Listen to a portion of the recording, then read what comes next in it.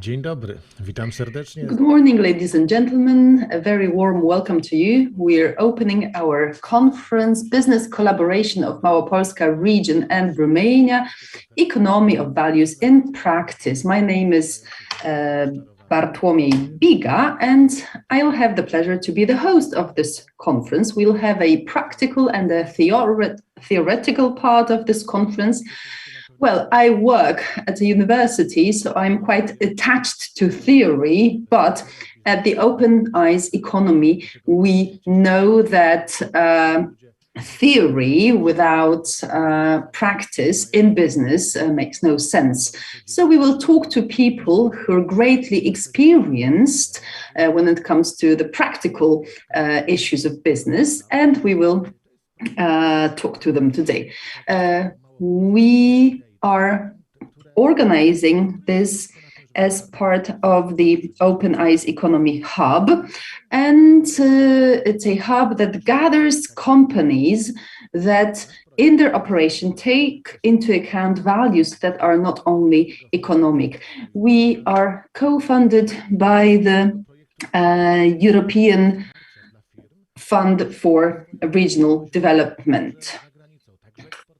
It's a fund for companies so that they can operate also abroad, so that they can also export their products, so that they are recognized not only here in Małopolska region, but also abroad. Now, this round of our meetings is for SMEs, and these are creative companies that are specialized in leisure time, and also in those that are involved in communication technology, ITC. Now, first we will talk about starting collaboration between companies from Małopolska region and Romania. So this will be the first part of our meeting. And in the second part of our meeting, we will focus on what is happening as part of the Open Eyes economy and the international movement of the economy of values. We will discuss what we can do so that we implement whatever we have developed with companies. Big companies and people greatly experienced in business collaborate with us. And thanks to it, we can, I hope, give concrete answers to questions. I do hope that our guests are ready and that our audience is ready, and that you are ready to actively participate in this meeting. If you have questions, it will be great for us. Now, we have to be flexible. This is something we hear all the time around the world. And hence, we need to be flexible too. And we will have a small change in our agenda. We will first talk about the business collaboration between Małopolska region and Romania and the possibilities and good practices. And the first speech will be by Mr. Dumitru Ion, the consultant of the Compass company from Romania. He will speak English. Ion, and his speech is about good practices in running business activities in Romania and, of course, in cooperation with companies from Romania. I hope that you are ready. I keep my finger crossed. I really want to hear what is the most important in this aspect. Please, the floor is yours. Hello, everybody. Thank you, Bartłomiej, for the invitation.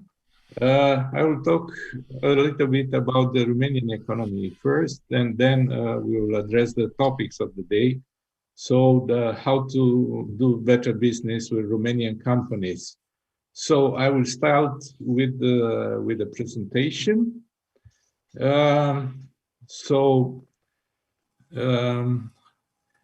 Please confirm that you are seeing my presentation. Yeah, we can see. Okay. So first, few things about Romania. Romania is the 12th economy in the EU region. Romania has a population of about 20 million inhabitants.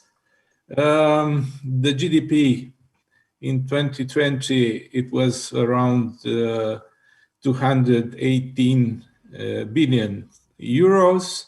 Of course, due to the pandemic, the GDP growth turned to negative figures, and we have a slight decrease in also in the GDP per capita. So in 2020, it was about 11,300 euros. For this year, we expect a 7.5% increase in GDP. And you have here on the left side of the slide a comparison between Romanian GDP and the total of the EU 27 countries.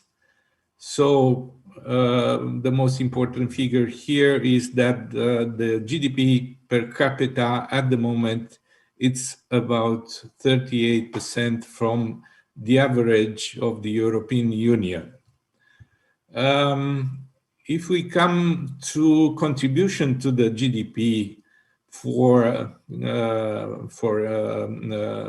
economical domains, you'll see that the most important contribution comes from here, from trade, from consumption, in fact, internal consumption, followed by the industry, of course, by manufacturing, and also from professional activities and public administration. One important part of the Romanian economy is the IT sector. It's growing, it's going very well. So we expect important contribution also in the next coming years.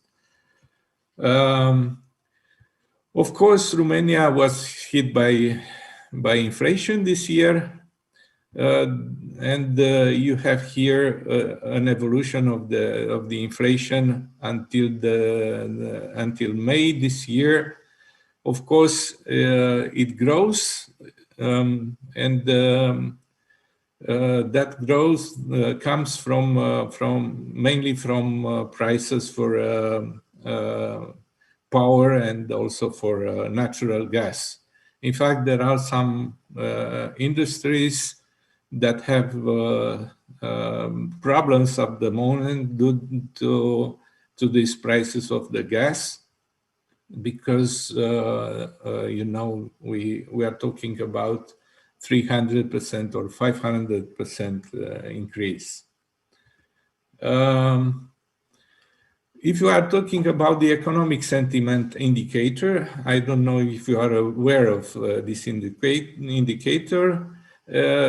It is calculated all the time, in fact, by the European Union in order to see how companies are seeing their evolution in the next months. So they are taking into consideration companies from industry, 40%, from services, 30%, consumers, 20%, retail and construction with 5%. As you'll see, the Romanian sentiment was almost identical with the European sentiment, but starting May this year, it started to be lower a little bit, probably due to the pandemic. If we are talking about the main industries or economic sectors here in Romania and their evolution, the industrial evolution is going well, as you can see. Of course, it was affected at the beginning of the pandemic, but it recovered very fast.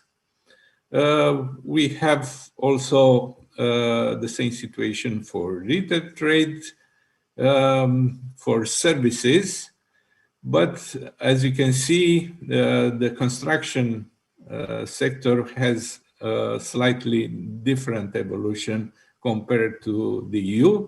But right now, there are a lot of investments in Romania in the construction area.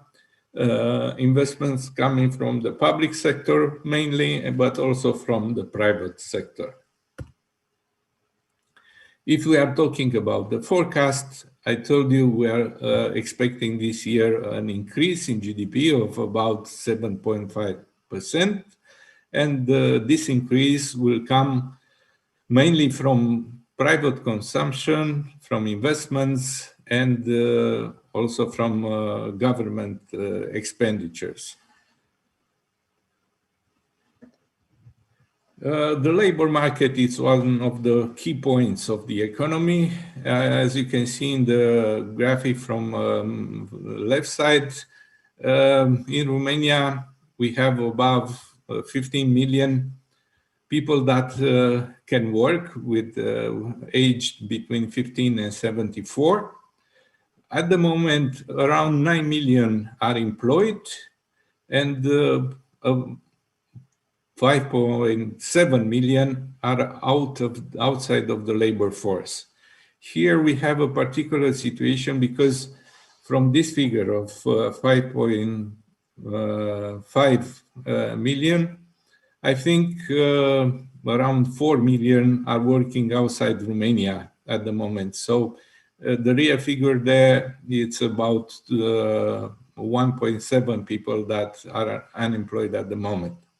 As you can see on the right side, the unemployment rate is low in Romania. It's about 5.5%. And that's a problem for companies because they cannot find skilled workers very easy. It's one of the problems at the moment of the Romanian economy because the skilled workers are missing in different areas, constructions, industry, and so on.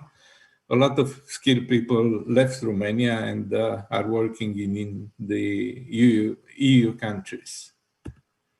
If you are talking about distribution, the distribution of the labor force in the various sectors,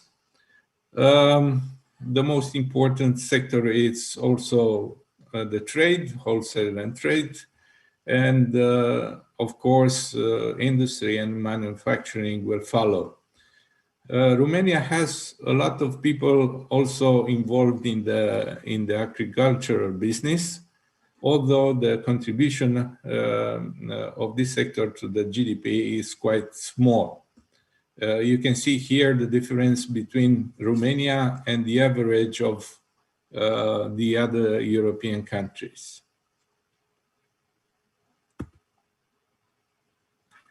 So, in terms of costs, of course, the labor cost, it's a little bit higher, but not too much.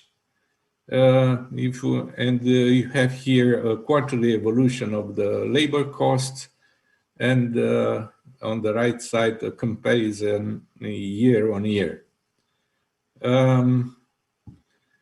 Of course, we have a lot of unemployed people, and the government is taking action to get those people into into activity, but without success for the moment. We have also a problem with young people that are not studying anymore, but are also not employed. And you can see here that the rate at the moment in Romania, it's quite important. About 17% of the young people are not employed and are not studying anymore. If we are coming to companies, in Romania, last year we exceeded 800,000 companies registered. with a slight decrease in 2020. Of course, in 2021, it will decrease a little bit. The average turnover of the Romanian companies, it's around 600,000 euros. If we are coming to the distribution of the companies by turnover, you can see here that most of the companies have a turnover below €500,000, and the number of companies exceeding 10 million euros, for instance, is quite small. It's about 15,000. The most important sector of the economy is this one. We are talking about SMEs here, and it's about 130,000 companies with a turnover between €500,000 and 5 million euros.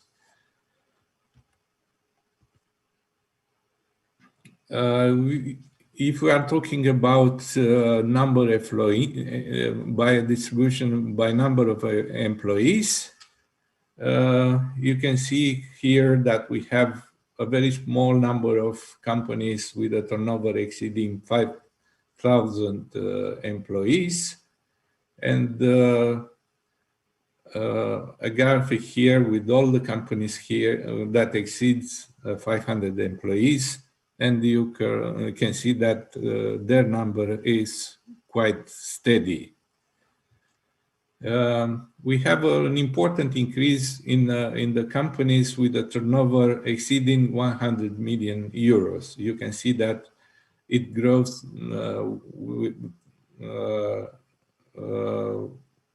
with about 400 in 2 years in Romania. If we are talking about registration of new businesses, of course, the pandemic affected a little bit the situation, but also affected the bankruptcies, because as you can see here, at the beginning of this year, after 1 year of pandemic, the number of companies that ceased their activities increased by 70%. If we are coming to the business environment, how easy is to do business in Romania? I took some pictures, some figures from a study made by World Banks, and the study included 190 countries. So this is the rankings for Romania for different topics, aspects. For instance, for starting a business, the score is good. It's about 90%. So it's quite easy to set up a new company in Romania. It's not difficult. The taxation system is quite friendly at the moment, and our ranking is 32. It's very easy to trade with Romania. As you can see, we have a score of 100%, but it's a little bit difficult when it comes to deal with the administration. So, for instance, if you want to build something, it takes some time, and our ranking is 147 from 190 countries.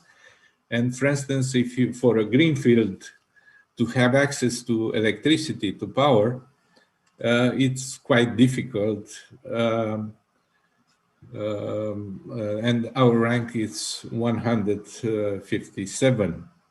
I recommend you to download this study.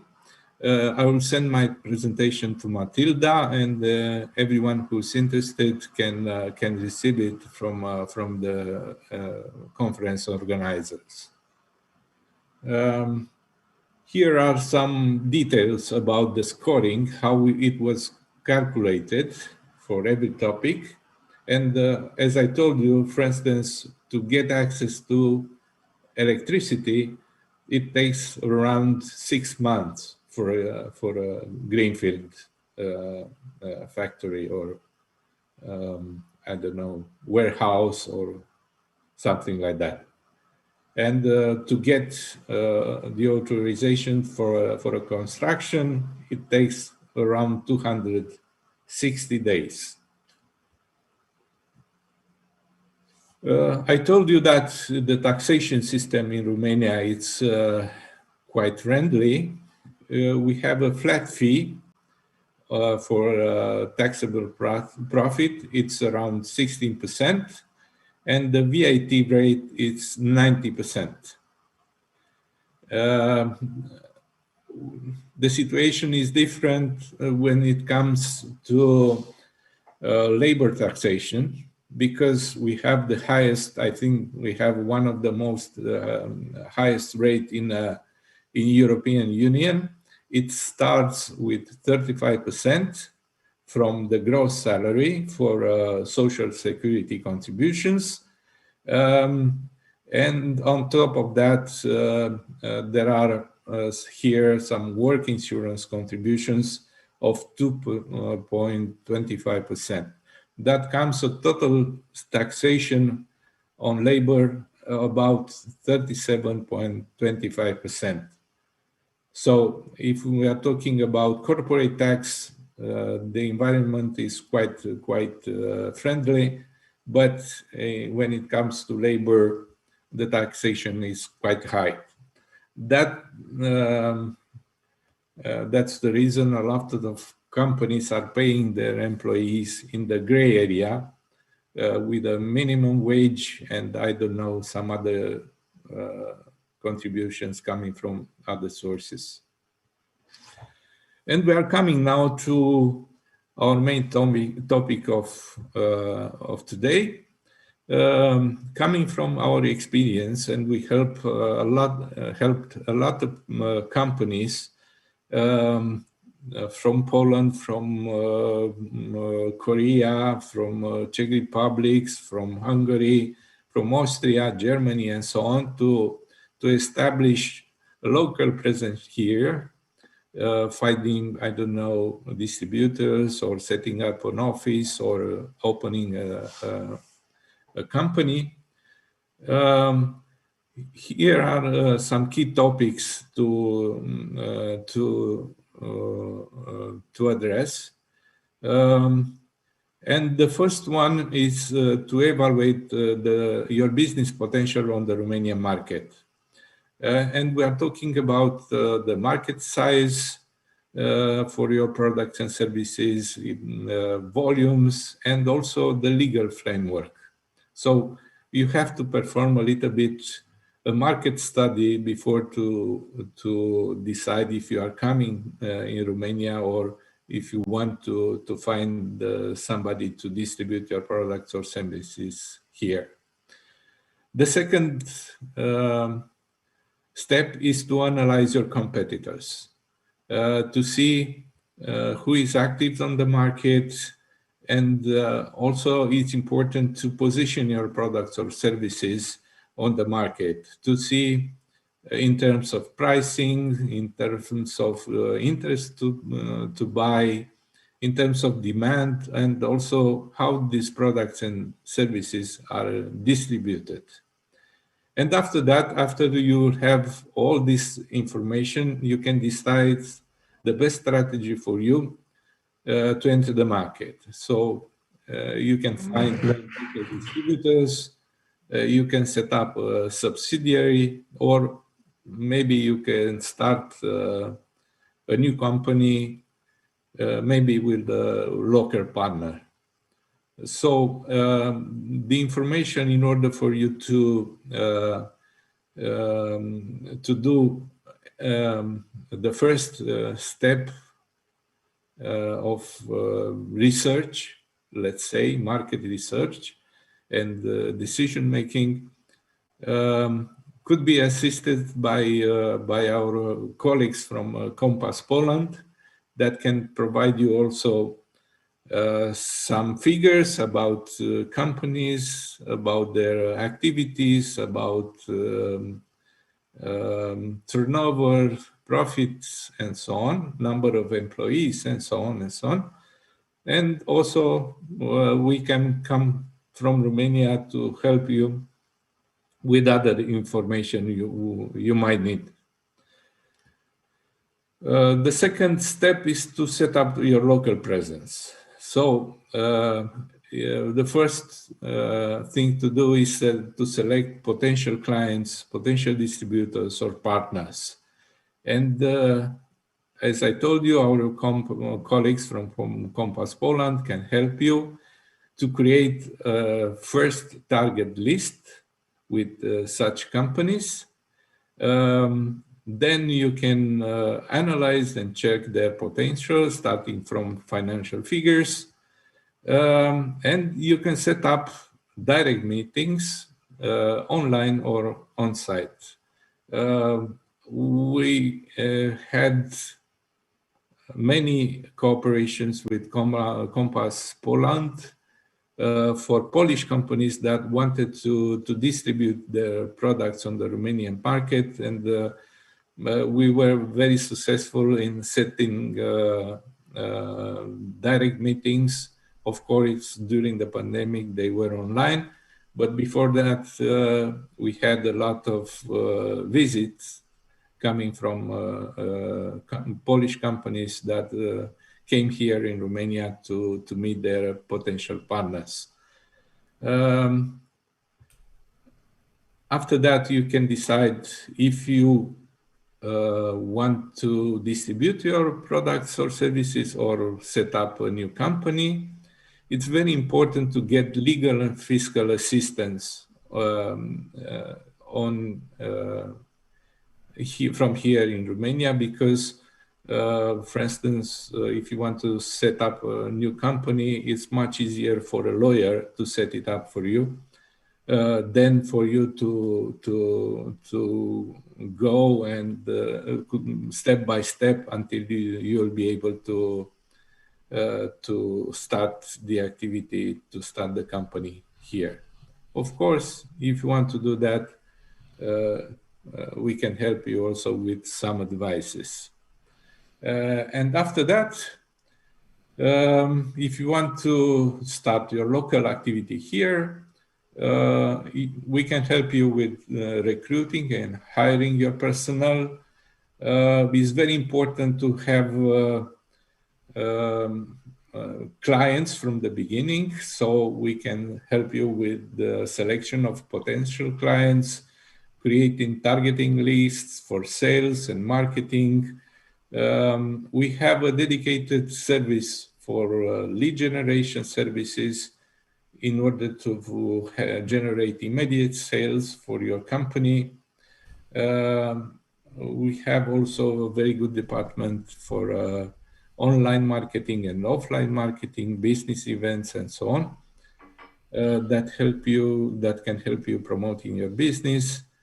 And of course, we can set up some business events in order for you to create your own local network, to get into contact with peers and set up good business connections.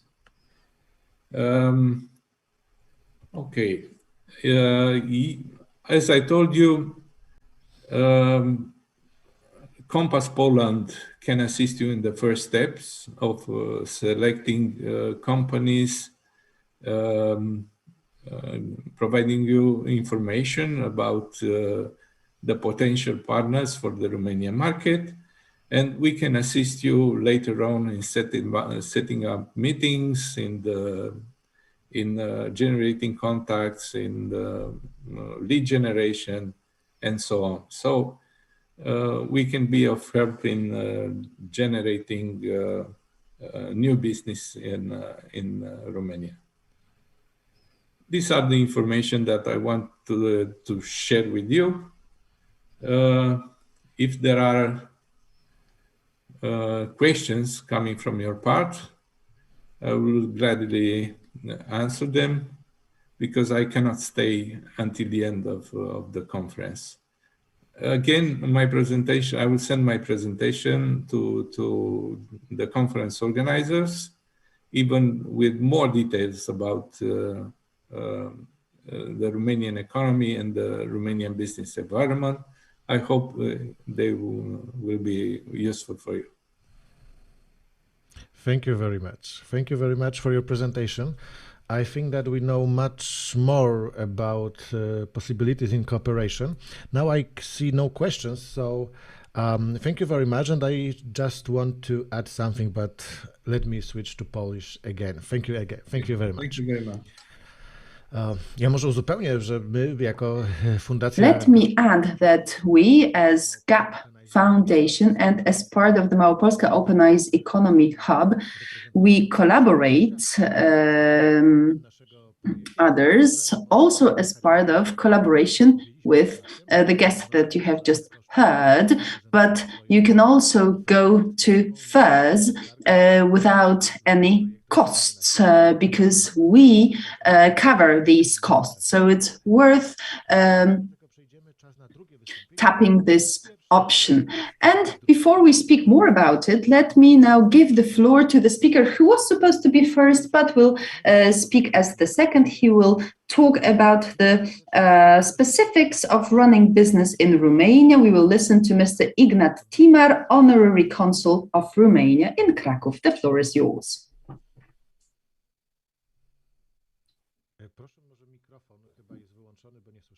We believe that the mic is off. Yes, now we can hear you. Good afternoon. My name's Ignat Timmer, and I'm Honorary Consul of Romania in Kraków. It so happens that in Mikołajki, there's a Congress of local governments, and we also had guests from Romania. Now, when it comes to Romania and investment, well, what we can say is that it all started in the 1990s, and since then we've had around 1,300 companies that have invested in Romania. Now, Romania joined the EU in 2007, and since then, all the issues related to trade and in general collaboration with Romania have been facilitated. There's no customs clearance. And it is also worth saying that we've had the greatest number of investment in Romania from the Małopolska region. So Małopolska region is the leader of investment in Romania. When it comes to companies, we can mention here Timbark, Campax and Blahotrapez. Now, Romania definitely is attractive when it comes to taxes. VAT has been lowered to 19% and CIT has been lowered to 16%. Do find us on the internet, the Consulate of Romania. You can write to us, you can ask questions concerning the whole region, the entire country of Romania. And when it comes to business, we can also focus here on different geographical areas. When it comes to logistics, here we focus on the western part of Romania, Transylvania. Now, when it comes to resources and other sources too, but when it comes to agglomeration, then Bucharest, Cluj, and other centers that attract investors.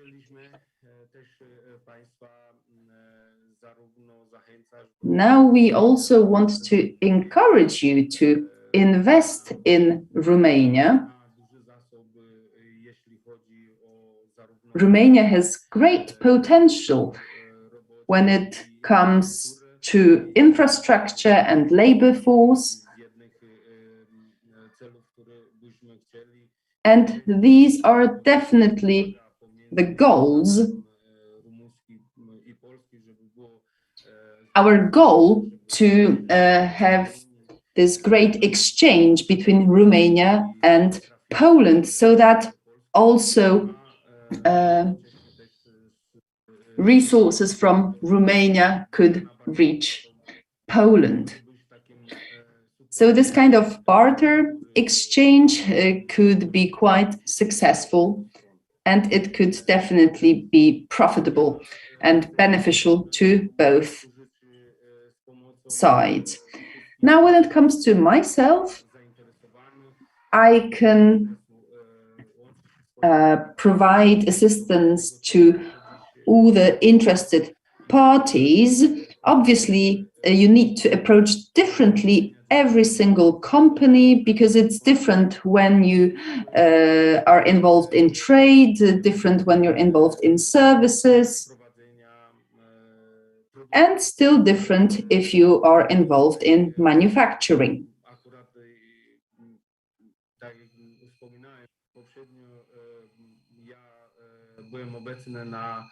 Now,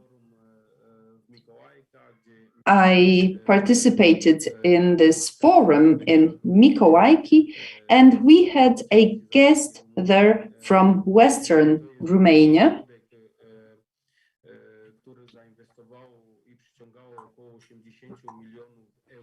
Now, that area attracted around 80 million euro of investment, and this region will keep growing and developing. So I encourage you that you look for information on the website of the Congress of Local Governments in Mikołajki. We can also provide you with this information. And definitely there are very many such endeavors in Romania. We also have industrial zones that provide companies with great options, tax exemption, infrastructure, plots. We can also give examples of large investors who have opened their factories in Romania and who produce goods for the Romanian market and who have been greatly successful.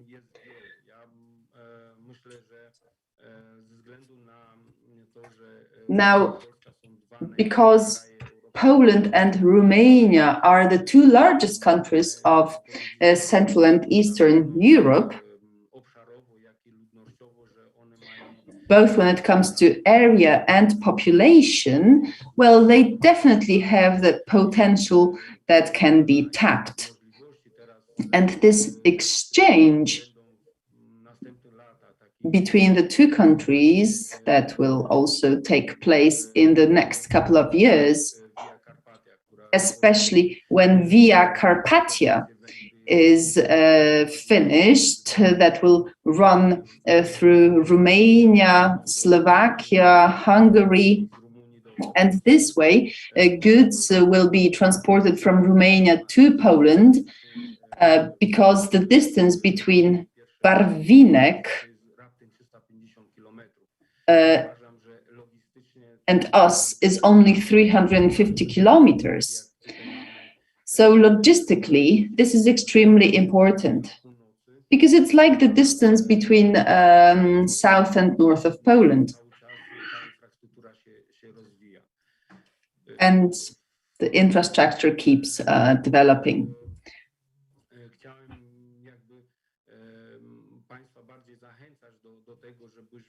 Therefore, I encourage you even more so to collaborate with us. I do it on my behalf, but also on behalf of the Embassy of Romania in Poland, and also the Embassy of Poland in Bucharest. So do come to us. Obviously, we need a different approach to every sort of business, transport, logistics, services, construction. These are different sectors, and we can prepare a tailor-made offer. Well, Bartłomiej, should you have any questions, I'll be happy to take them.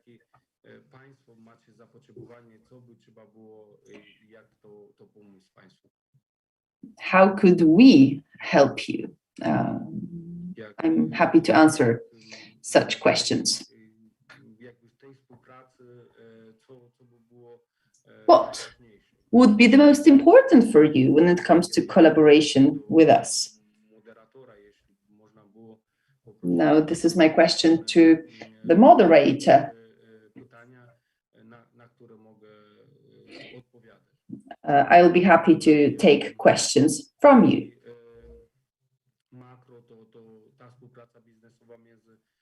Now, when it comes to macro scale, this collaboration between Romania and the EU is very broad. So it's important that we discuss all the details separately. Now, in the era of globalization, we have very many possibilities. You can look for information on the internet. So this is where you can find and check all the statistics. Well, opening a company in Romania or in Poland involves legal issues, so you definitely need to consult a lawyer. If you want to open a company in Romania, have it registered, get the EU VAT, so that it becomes a legal entity. So let me express again my will to collaborate with you, to help you. You can ask me directly all the questions. Obviously, I won't be able to answer all these questions myself, but I can direct you to the trade or the Chamber of Commerce in Romania, and also to the lawyers who are experts in commercial activity. That's all from me, ladies and gentlemen. If you have questions, I'll be happy to take them.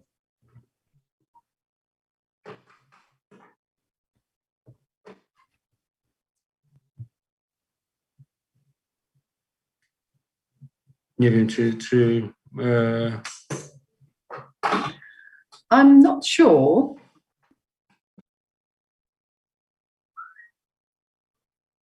Whether you can hear me.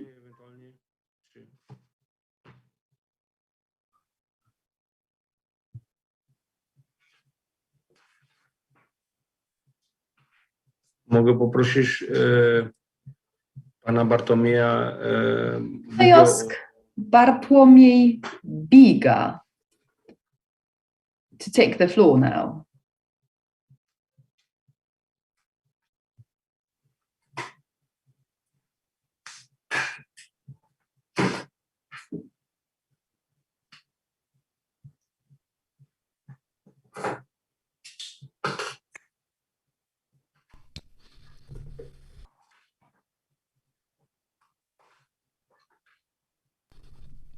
Thank you very much. Excuse me. And now we are going to conclude this first part. Sorry for this little delay in this communication. Bardzo dziękujemy i pozwólcie Państwo, że teraz wyświetlimy krótki film. Thank you very much, ladies and gentlemen. And we will now show you a short promotional film called Firma Idea, My Work, My Passion.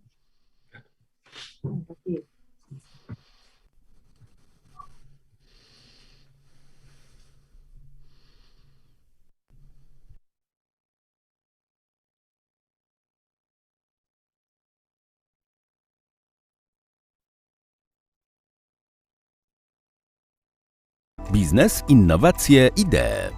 Biznes, bo mamy 348 000 firm i jesteśmy jednym z największych skupisk startupów w Polsce, które działają w obszarach inteligentnych specjalizacji regionu. Innowacje, bo mamy najlepsze uczelnie i parki technologiczne. Idee, bo właśnie w Małopolsce w ramach Open Eyes Economy Hub rozwijamy zupełnie nowe podejście do biznesu. Jak firma idea, ale co to takiego? Rynek przyszłości należy do firm, które pozytywnie wpływają na swoje otoczenie. Osiągają zysk, ale nie za wszelką cenę. Cenią kulturę, odpowiedzialność społeczną, ekologię i zaufanie. Klienci już dziś wybierają je coraz chętniej, a w Open Eyes Economy Hub działamy, aby małe i średnie firmy idee zdobywały świat. A jak firmy idee działają w praktyce? Po prostu zobacz. W Open Eyes Economy stawiamy na firmy z tradycjami, takie, które zrodziły się z pasji, a nie chęci zysku. Dlatego wspieramy Miummasz. Jaka jest wasza idea? Miummasz to mała rodzinna manufaktura szewska, w której wspólnie projektujemy damskie obuwie, torebki i inne skórzane dobroci. Jestem córką, wnuczką i prawnuczką szewców. Projektowałam buty od dzieciństwa, aż w pewnym momencie postanowiliśmy z mojej pasji stworzyć markę. Główny koncept naszej firmy stanowi Nomad, czyli nasz mobilny butik, w którym jeździmy na różnego rodzaju festiwale i wydarzenia obszaru designu, mody, kultury. Poprzez to, co robimy, chcemy łączyć pokolenia i przywoływać wspomnienia. Zapraszamy do naszego sklepu internetowego miummash.com oraz do zobaczenia w Nomadzie. W Open Eyes Economy Hub wierzymy, że warto dbać o wysoką jakość produktów i usług, dlatego wspieramy dobrą palarnię kawy. Opowiedzcie nam o sobie. Pasja do przygotowania i do serwowania kawy wzięła się z chęci tworzenia czegoś codziennego i czegoś, co może dać ludziom radość i pobudzić ich do działania. Najfajniejsze jest to, że mamy wpływ na całą drogę kawy od plantacji do filiżanki. Klienci decydują się na naszą kawę, dlatego że przede wszystkim pracujemy na wysokiej jakości surowcu. Na każdym etapie jesteśmy szczerzy i otwarci. To, co jest unikatowe u nas, to to, że kawę wypalamy gorącym powietrzem, dzięki czemu ta kawa jest czysta, nie jesteśmy w stanie jej przypalić, a dzięki temu też jesteśmy ekologiczni, zużywamy mniej energii i cały proces jest widoczny tutaj, można przyjść, zobaczyć, skąd to się bierze. Kochani, z całego serducha zapraszam Was do dobrej palarni kawy. W Open Eyes Economy współtworzymy wartości takie jak odpowiedzialność społeczna i ekologia. Dlatego wspieramy Coco World. Jak zrodziła się wasza pasja? Pomysł na firmę i na markę Coco World wziął się stąd, że wiele lat podróżowałam i fascynowała mnie idea sprawiedliwego handlu. 10 lat temu postanowiłam założyć odpowiedzialną markę odzieżową i stawiać modę na głowę w Polsce i to wyzwanie trwa do dziś. Jesteśmy pierwszą polską marką w branży fashion, która otrzymała certyfikat Fairtrade. Od początku mojej pracy najbardziej inspirujący byli ludzie, których napotykałam na drodze, czy to byli rękodzielnicy w Afryce, w Kolumbii, czy osoby, z którymi tworzyłam markę tutaj w Krakowie. Stawiamy na kolory, na nietypowe kroje, na bardzo ciekawe wzornictwo. Nasze produkty są odpowiedzialne, korzystamy z odpowiedzialnych materiałów i klienci mogą też mieć pewność, że produkcja naszych ubrań odbywa się w warunkach przyjaznych dla pracowników i dla środowiska naturalnego. Jeżeli jeszcze nie byliście, to zapraszam Was bardzo serdecznie do naszego punktu stacjonarnego w Krakowie przy ulicy Starowiśnej. Cenimy tradycję tworzenia w Miummasz, jakość w dobrej palarni kawy i odpowiedzialną modę od Coco World. Takie firmy lubimy wspierać. Prowadzisz firmę w Małopolsce? Z Open Eyes Economy Hub wypromujesz się za granicą i zdobędziesz nowych partnerów biznesowych. Targi, spotkania networkingowe, misje gospodarcze, konferencje, warsztaty i wiele, wiele więcej. Współpracując z nami zwiększasz swoje szanse na dobry rozwój. Sprawdź firmy, które już rozwijają się w Open Eyes Economy Hub. Wejdź na www.oees.pl/hub. Poznaj naszą ofertę dla firmy. Znajdź firmy z wyjątkową ofertą. Małopolska Open Eyes Economy Hub. Łączymy biznes z ideą.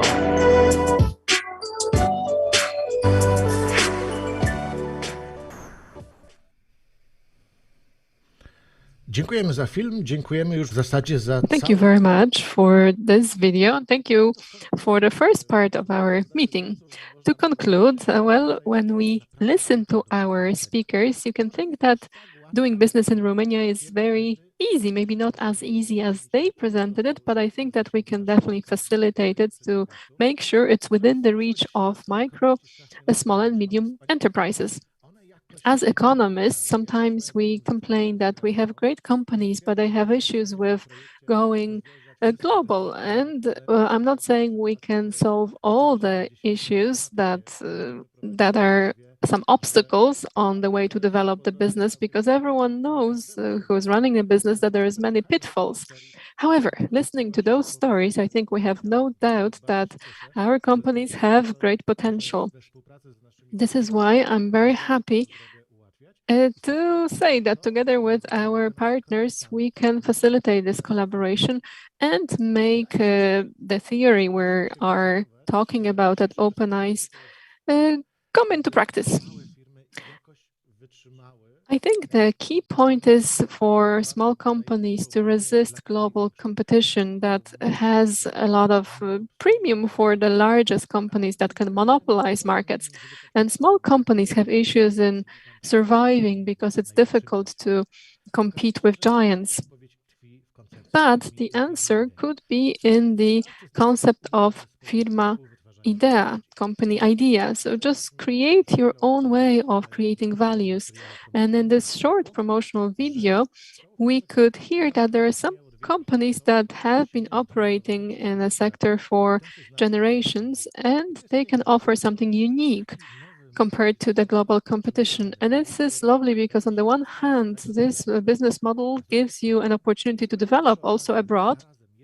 And at the same time, you can realize non-economic values, positive values. I encourage you to find out more and dig in deeper. We have heard from the first speaker that the presentation will be available. There are some declarations of collaboration. I hope that the direction of Romania will become more and more reachable. The most important thing is that all data show that we have a lot of collaboration with Germany. That's our primary partner, but I think Romania could also be a great market with great potential. In a moment, after a break, we're going to have the second part of our conference, starting with a lecture by Dr. Maciej Grodzicki, who will speak not only about theory, but will address very important questions that the society needs to face. We can ignore them for a while, but we can't pretend they're not there. Then we are going to have a discussion panel about economy of values in practice, and we are going to tackle those issues in the second part of our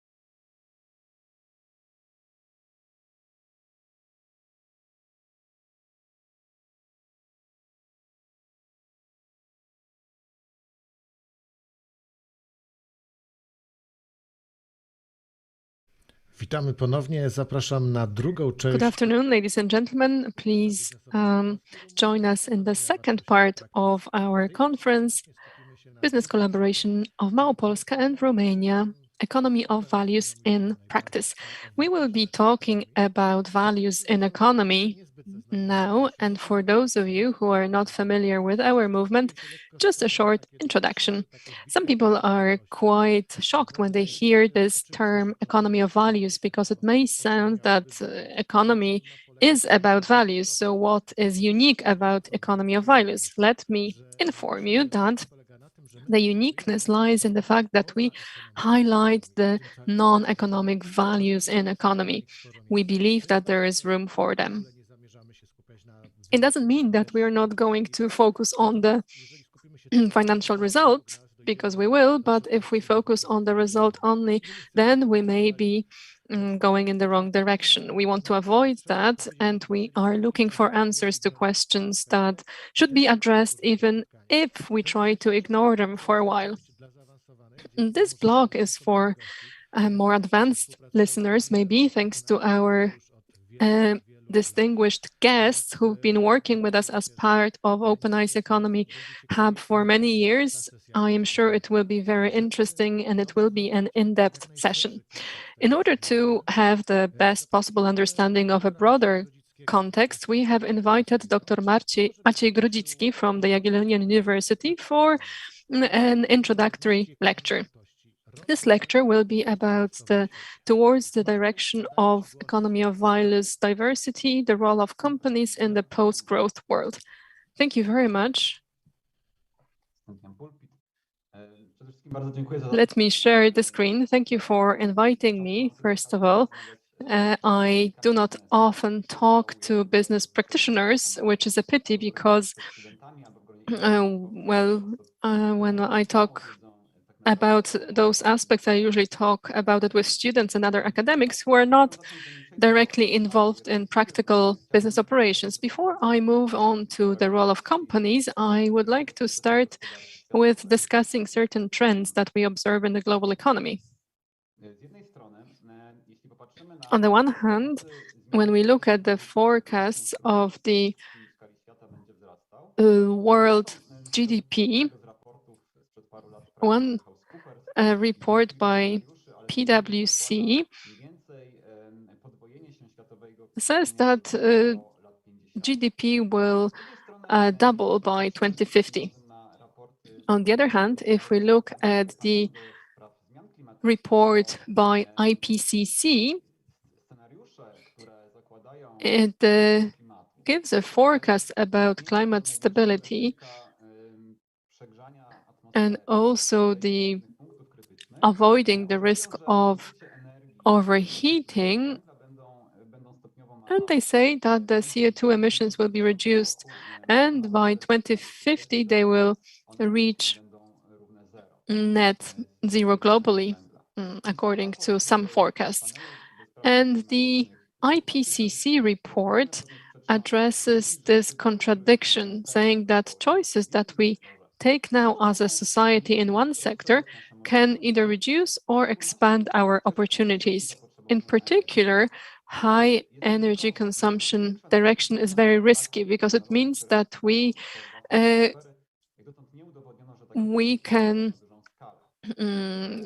are becoming more dependent from practices and technologies that eliminate CO2 from the atmosphere.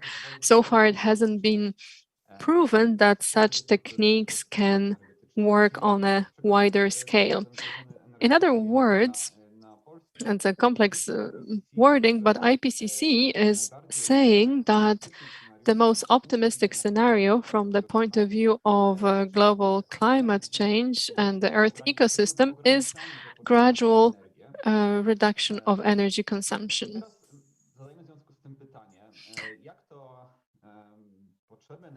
Now it leads to a question, how the scenario of reducing energy consumption is linked with GDP. Is this a contradiction or not?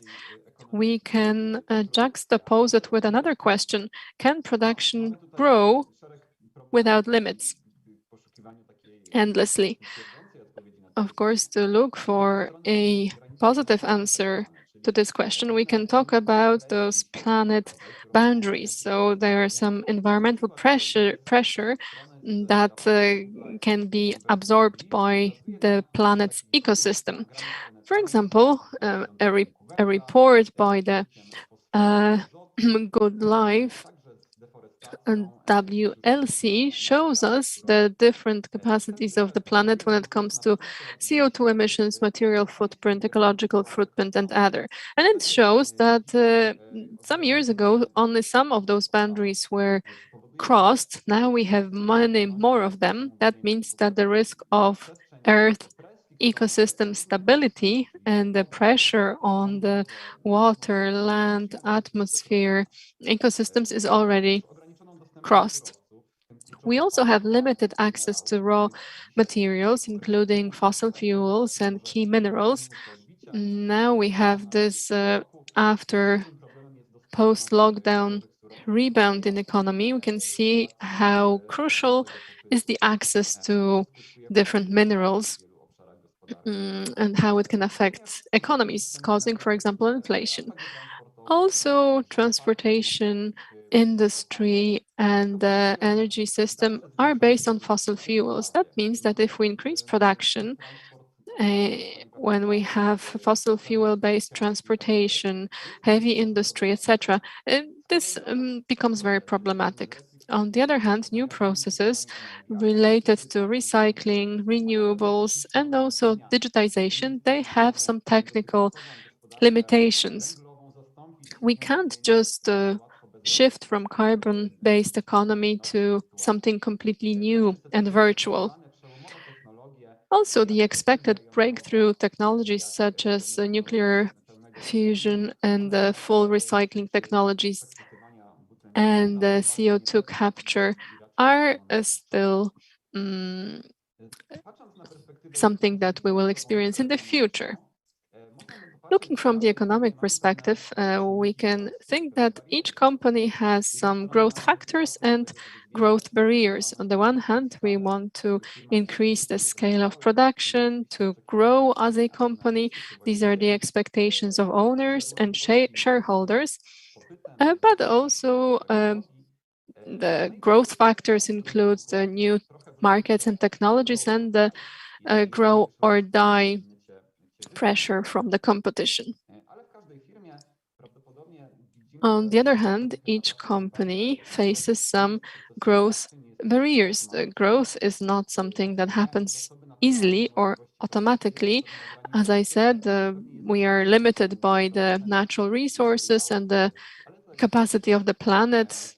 This is reflected in the prices of materials and different environmental regulations implemented by governments. There is also the owner's preference.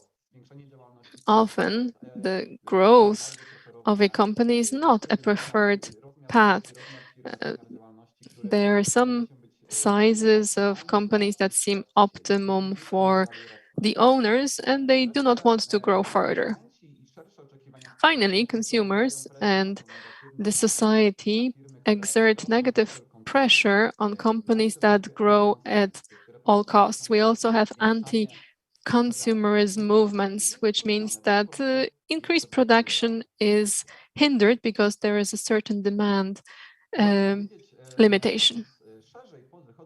If we have a broader perspective and go beyond business, because it's not only about business we're talking about, not only companies want to grow, we can say that growth is institutionalized in different sectors. The financial sector, for example, that's expecting, for example, loan interests and also employment. Social transfers are also linked with GDP. Moreover, government budgets and party policy and consumptionism are such areas that go beyond macroeconomics and the perspective of businesses. And this shows that the economic growth is a civilization phenomenon. And we hear more and more warnings that say that if we continue this growth, we're going to encounter different risks. However, it's very difficult to give it up.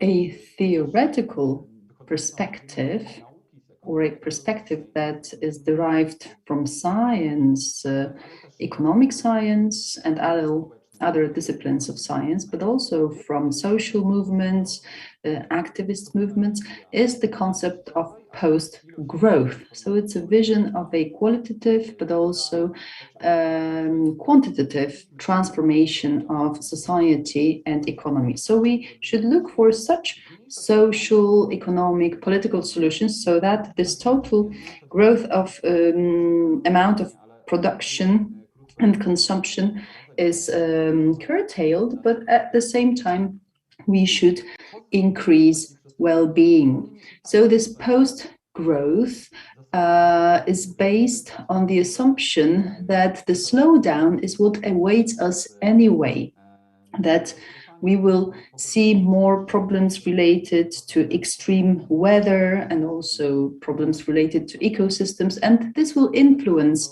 infrastructure, the supply chain, so it's better that we get prepared for that. There are areas where we can slow down, but there are also other areas that perhaps require development. So it's not that we should introduce the slowdown in every area of operation.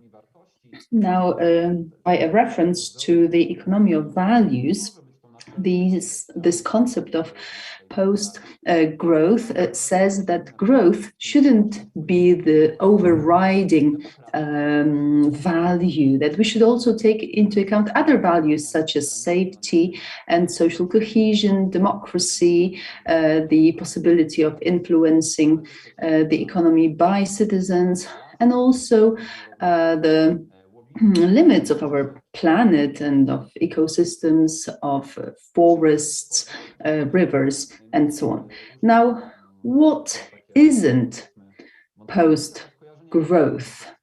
Because here we can have associations with different concepts, right?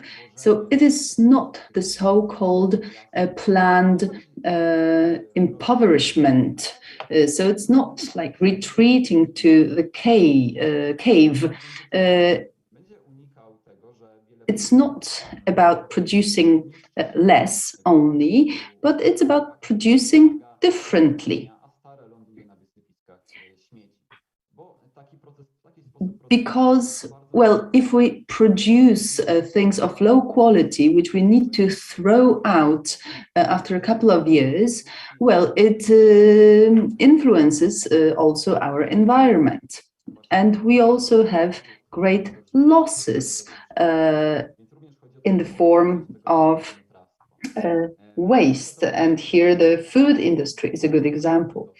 Now the global world is based on global economy is based on the global supply chains, and therefore it is quite sensitive to different disruptions and also generates very high CO2 emissions. Now, post-growth is not only a strictly business term. It's not like CSR or business ethics. It's a broader term that goes beyond the social entrepreneurship. So we can sum up this aspect of value in the following way. So far, in many areas of our lives, the growth of production has been quite dominant. As Friedman said, the social responsibility of business meant increasing profit. Well, this is definitely now out of date. Now we can see different values here. So the values of employees, of society, of the environment, ecosystems, national states, and business. Or it's the economy of obważanek. It's a book that was only recently published in Poland. And the goal of business should be to contribute to the world flourishing, developing. And we should focus here on non-profit organizations, also community organizations, which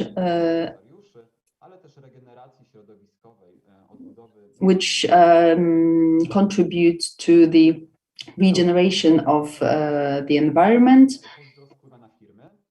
And now, how post-growth influences companies. Now, on the one hand, we read that degrowth shouldn't really scare businesses, but on the other hand, we also read that maybe degrowth will scare businesses. Then the question is whether companies can do better by producing less or by doing less. So post-growth should and has to scare companies. Now, treating degrowth seriously means the end of the business as we know it. It also means the end of capital accumulation, looking for profit, creating desires, marketing, and advertising.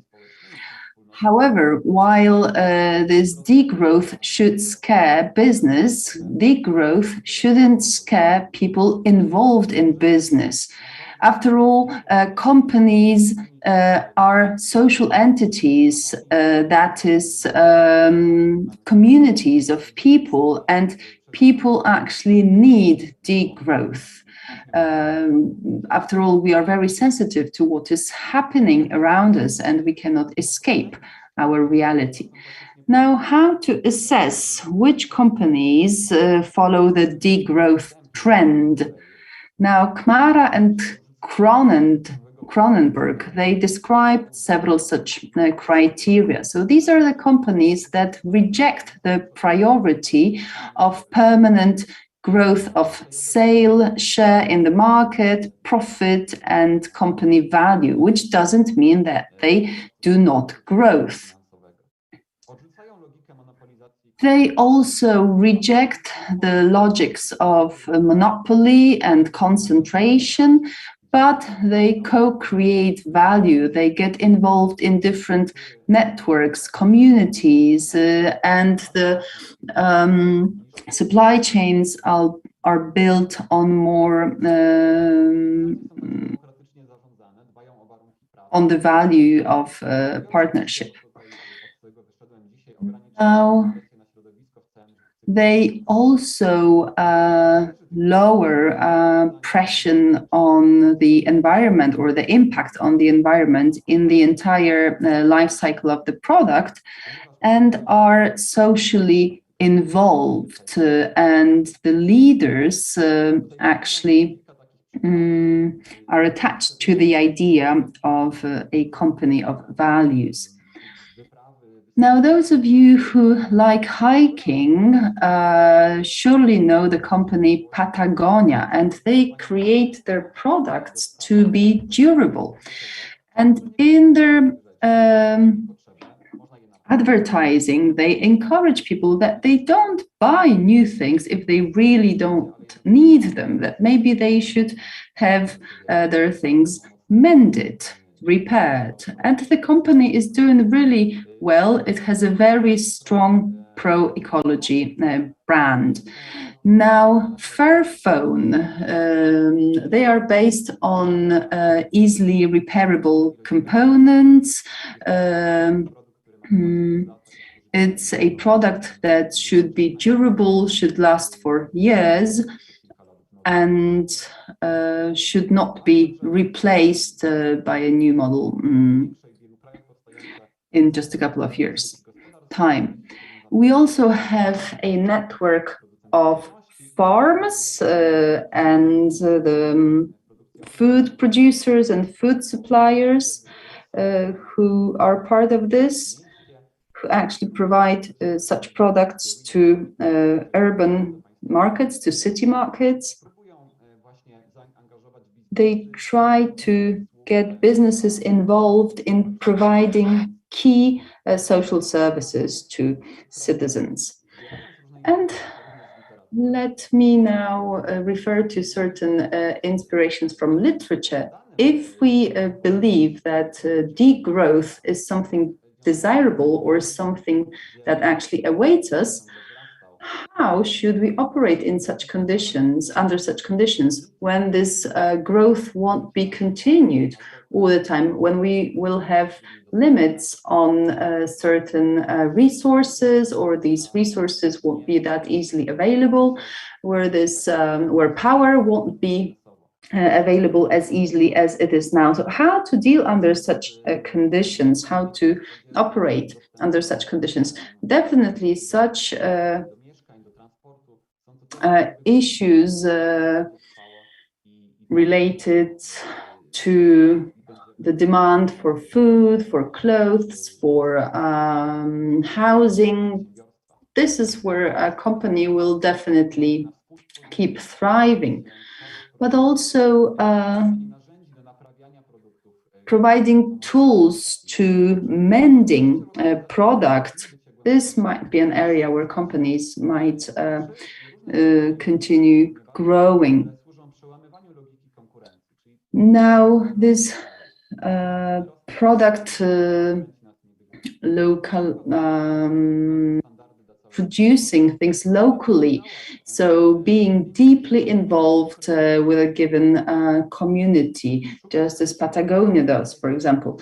Now, looking for allies,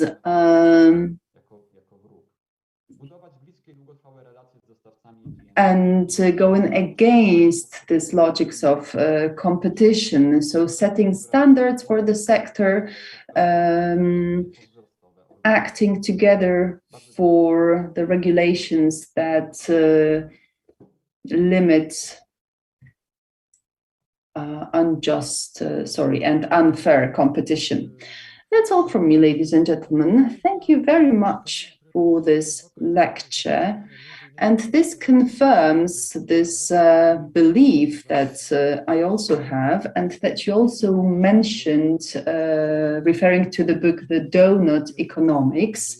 I believe that we need to change the perspective from which we evaluate economy. So if we only think about the stakeholders, then it will be difficult for us to notice the important things that you have mentioned. Maciej, thank you very much. Ladies and gentlemen, now it's time that we go deeper into the topic. We have excellent speakers with us, and I'm very happy that we have gathered here all together, because we can talk about really important issues and also go deeper into them. In a moment, we will have people here who have dealt with the economy of values for a very long time and who've been greatly experienced in this field. I'm really honored that we can talk about this now. So let me now invite you to our discussion panel, the economy of values in practice. And our speakers will be Oktawia Gorzańska, the Open Eyes Economy Summit Edu Lab, Educational Leadership Academy. We also have Alan Ereux, Virtuology Academy, the Gdańsk University of Technology, Ewa Sowińska, a partner at ESO Audit, and also a member of the program board of the OEES, and also Piotr Völkel, the founder of the Vox Capital Group. Ladies and gentlemen, let's keep up the inspiration that we got from Mr. Grodzicki's lecture, because he showed us that this change of perspective means that taking into account non-economic values becomes only natural. So from the perspective of a human being, actually, there's no discussion on whether these changes will take place or not. They will. On the other hand, in real world, we definitely have this conflict of values. It's not like a clash between values and non-values, but every single company has a different set of values, also non-economic values, and they give priority to different non-economic values. So let me start with the history of the greatest dilemmas in your life. So, for example, where you had a set of non-economic values, but you had to choose the most important one, because after all, we have environmental values, social values.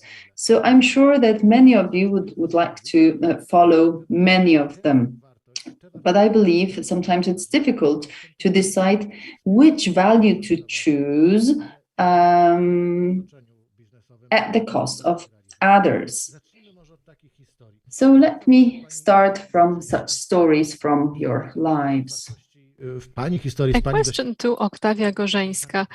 Do you remember any examples of such dramatic conflicts of values? Yes. When I was thinking about our panel discussion, I have been thinking a lot about the world of values and about the conflict itself. And it's very hard for me to say because today I'm coming to you from the world of education and listening to the lecture and looking at what's happening in the world and taking part in conferences like today's. I reflect on what is the role of us, of educators, and how to encourage young people to discuss the world of values,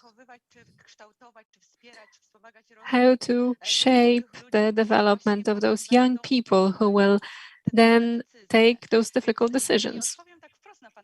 I'm not going to answer your question directly because I don't have this business experience. I am more grounded in the world of principals, educators, educational sector, where we're trying to show that the young person's educational experience includes the outside world involving all the challenges of contemporary world. Okay, so let's think about it from an educational point of view. Is it possible to prepare someone to face such conflicts of values? Okay, so a person may know that they want the good, but suddenly they have two good values in front of them and they have to choose one. How to do it and what to do so that those decisions are not destructive to them. I think a key thing for the entire environment is a change of mindset about education. So education that's not understood as something that we just replicate, but education in terms of relations, relational education that says that we are collaborating, we are solving problems jointly. And as educators, as adults, if we create such conditions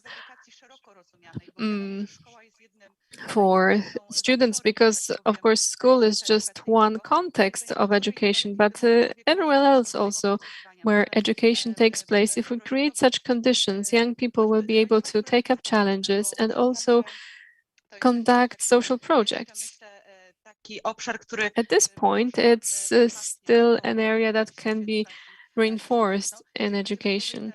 If we create such conditions where young people can face challenges, design solutions, and also experience failure, it will make them more prepared to cope in future life, whether it's their professional life, artistic life, or personal life. If we don't understand it as educators, if we stick to the fact that we just have to share knowledge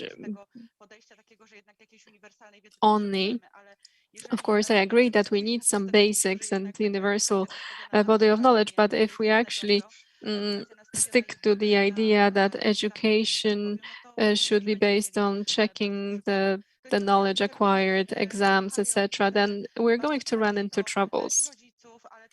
When I listen to parents and when I listen to business people, and they often say that they get young people coming to an internship or work experience, and they have absolutely no practical experience of collaboration. They are used to following orders, instructions from the beginning to the end, and they cannot cope with even the simplest challenges. So I think this is the foundation. And to even think about all those challenges we heard about during the lecture. Okay, so we have this foundation that we're trying to transfer into some innovative solutions. However, I'm going to ask this question in Polish because we got translation provided. Pańska firma I w ogóle your company and generally your activity supports innovative ideas where everything happens very quickly. That means it's more difficult to reflect on important values.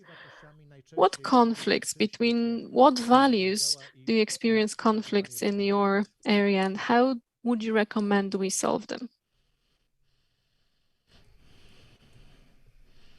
So thank you. I think the debate is quite complex, and certainly because the introductory presentation was touching on many different aspects and many different layers. So we talk about the notion of growth, we talk about shifting paradigms, we talk even about changing systems like the capitalistic system, maybe we talk about values. So it's very large, but if I stick to your first question, that is really asking, did we ever had conflicts ourselves in our own life, business or private or business related life, compared to our values? I think I would say that we as a person, we have our own ethics and values. We try, when we are leading an organization, to partially bring those values in which we believe, we try to bring them in the company, and we try to share them ideally with everybody in the company. And the bigger you become, the more complex it is, because you need to make sure that all these values are carried and are supported by your entire organization. And I think we all look up to companies, and it's often the same names. It's Patagonia, but in the meantime, read books like Reinventing Organizations from Frederic Laloux or The Corporate Rebels.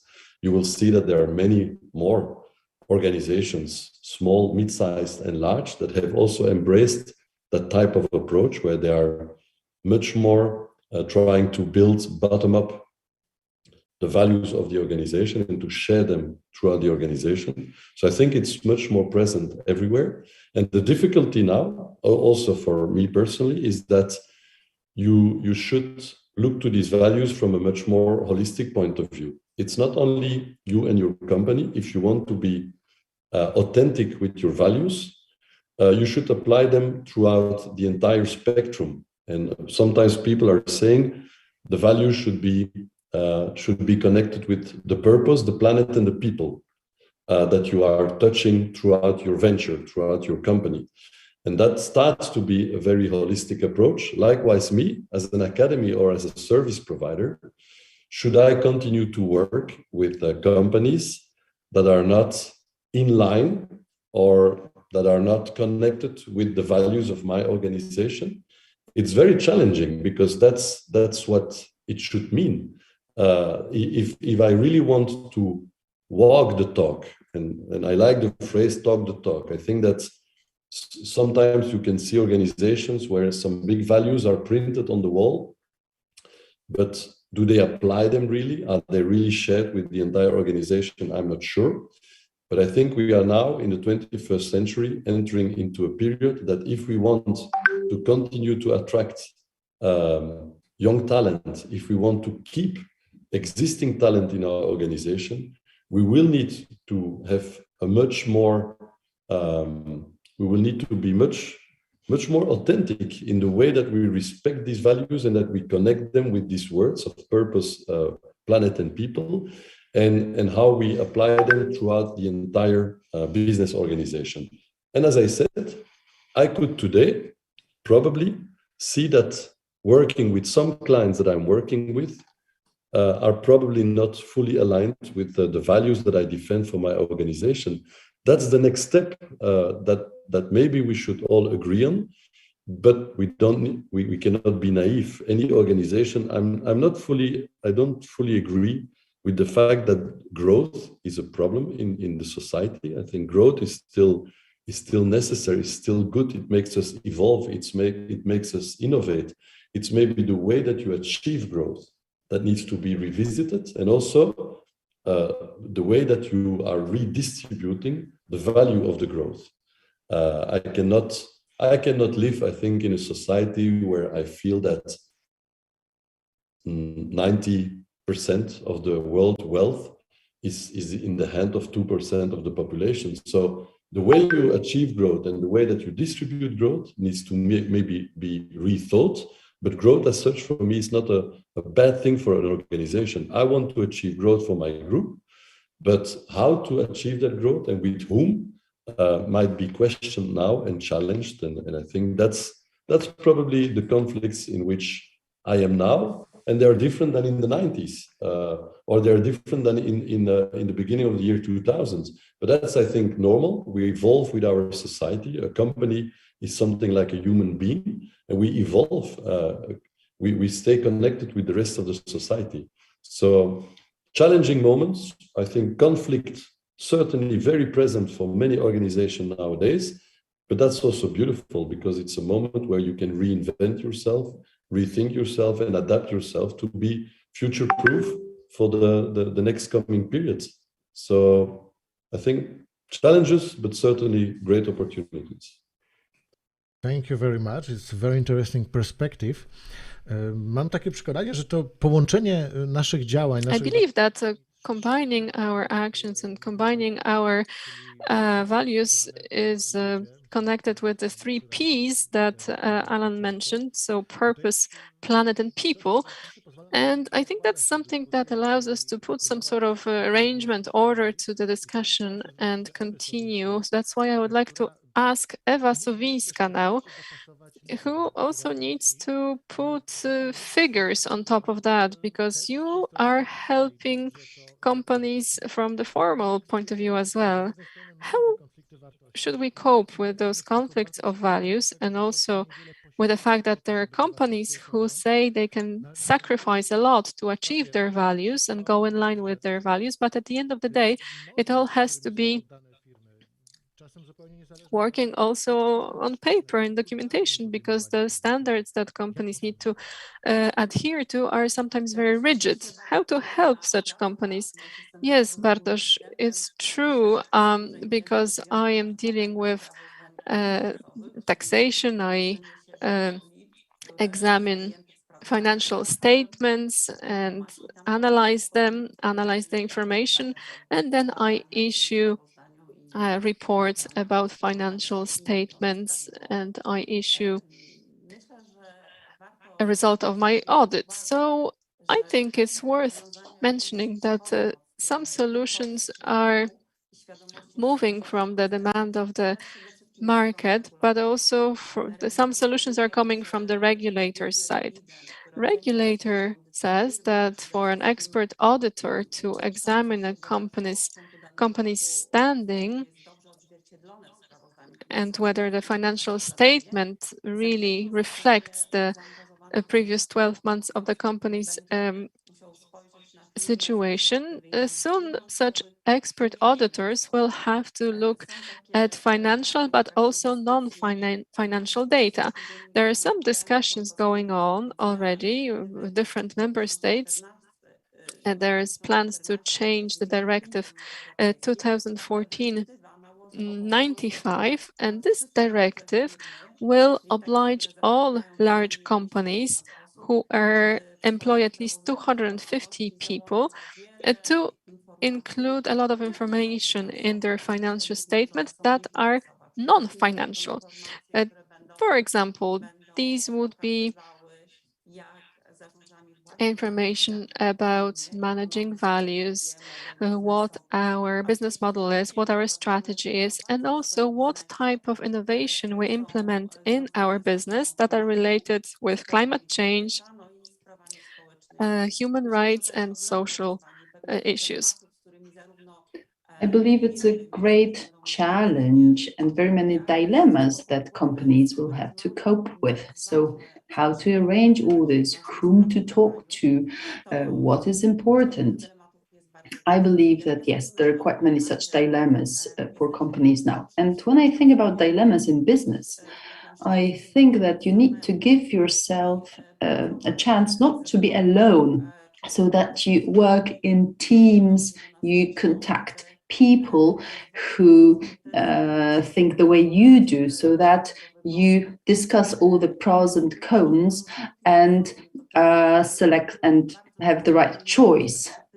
Now, very often these decisions were made within a very short period of time, just 1 year, for example. So we thought from the perspective of just one financial statement what to include in a statement. But if you think about non-economic values, then you should have a longer perspective than just 1 year. We also have to bear in mind that the business associates us, expert auditors, as those who not only check the business, audit it, but also advises the business on what principles, on what values to choose. Our role has changed, ladies and gentlemen. We cannot be an auditor and an advisor for a given client anymore. And therefore, in our profession, we have quite many dilemmas. So we know that we have the experience that the client doesn't have. And after all, they would like to select a solution that is available on the market, and they would like to choose. But we cannot wear these two hats anymore. If we are an auditor, we are not an advisor anymore. If we are an advisor, we are not an expert auditor anymore. So we cannot perform or audit the financial statement. Thank you very much. Now let me turn to Mr. Piotr Völkel. Now, we have educational activities, social activities, business activities, right? But you need to decide what to get involved in at a given moment. What is the priority at a given moment? And hence, which values will you focus on more? Now, how do you choose the priorities at a given moment? Well, to be honest, it all boils down to the foundation on which you build your business. To be honest, I had such a dilemma for the first time in 1963. That was the year when a train that transported cash was robbed, right? And then I had to decide whether I wanted to be a culprit in my life or someone a criminal in my life, or someone who earned money honestly.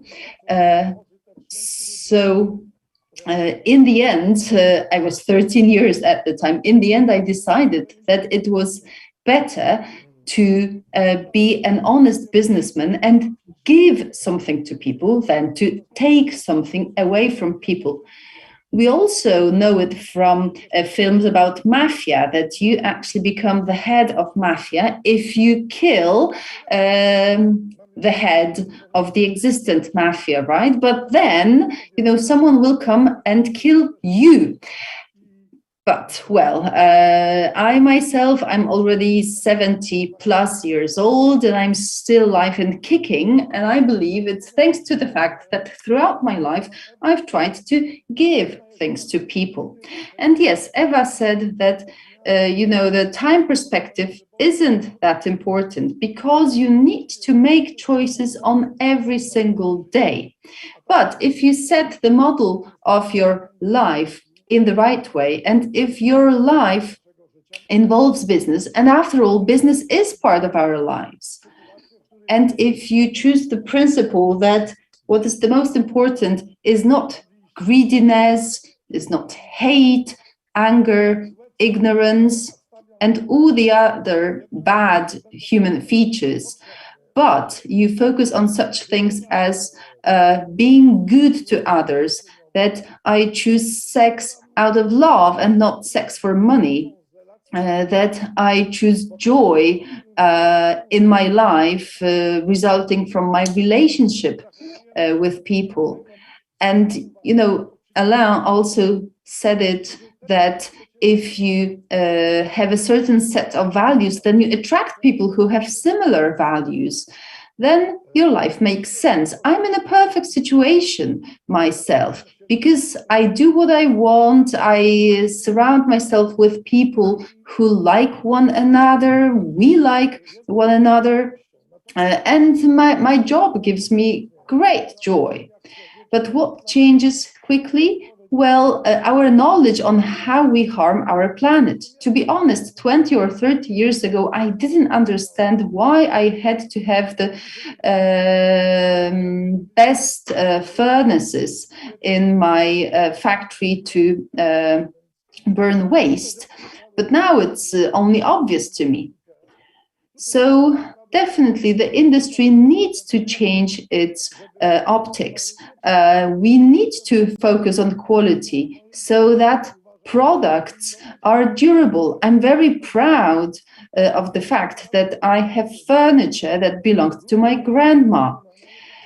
And just, a long time before the Second World War, they were manufactured so that they would be durable. And now they are our family treasures.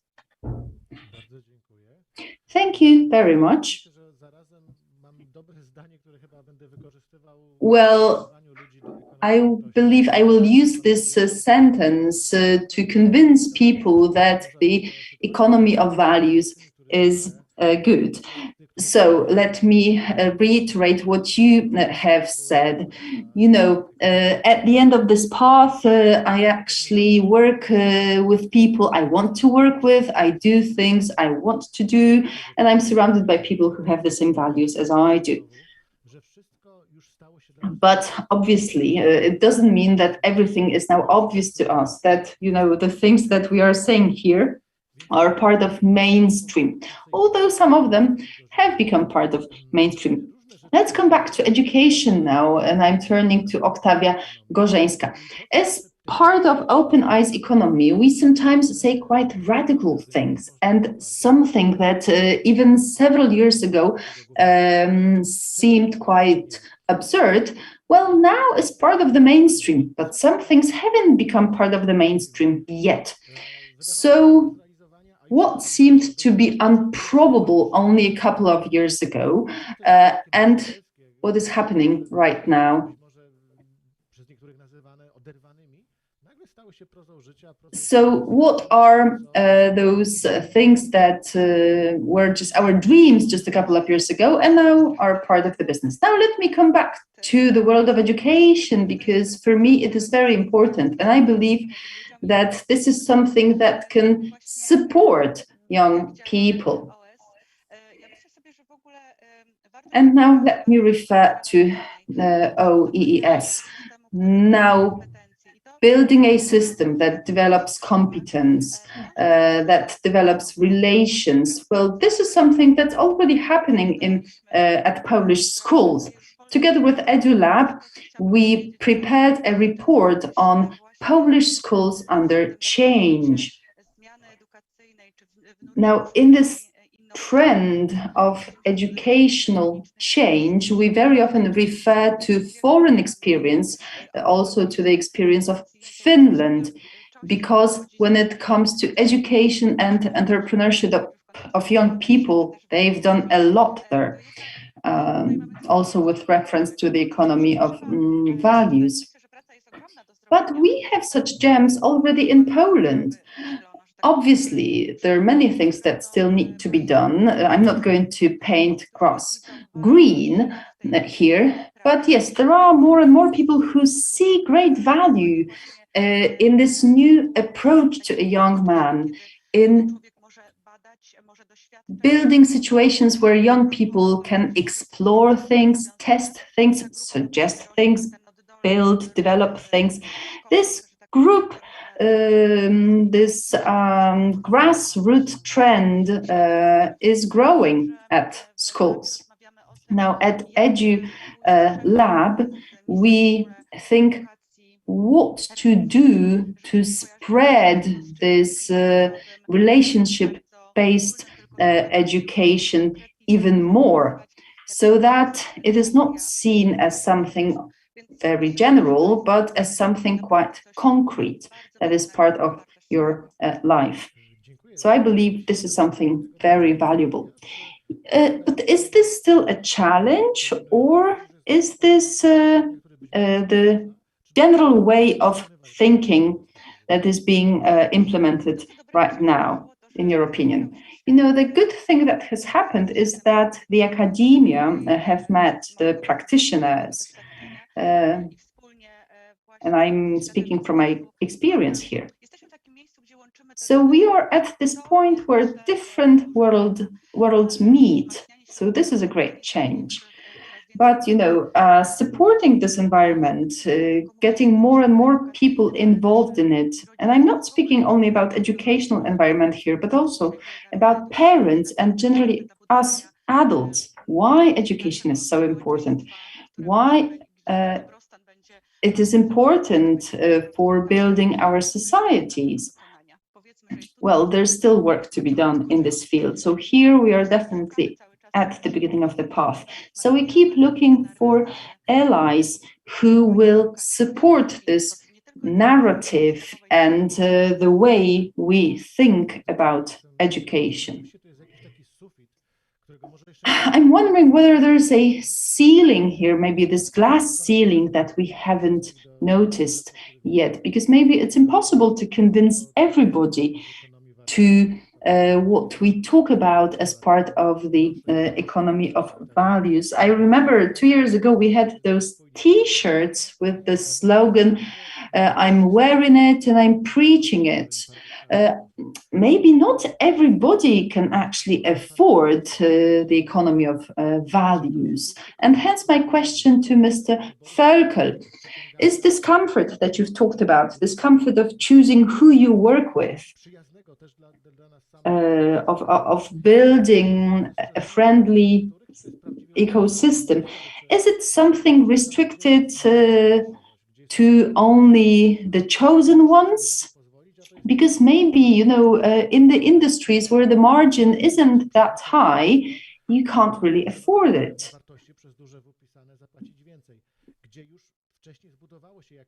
Because maybe this is possible only where your clients are already accustomed to the fact that they need to pay a bit more for value.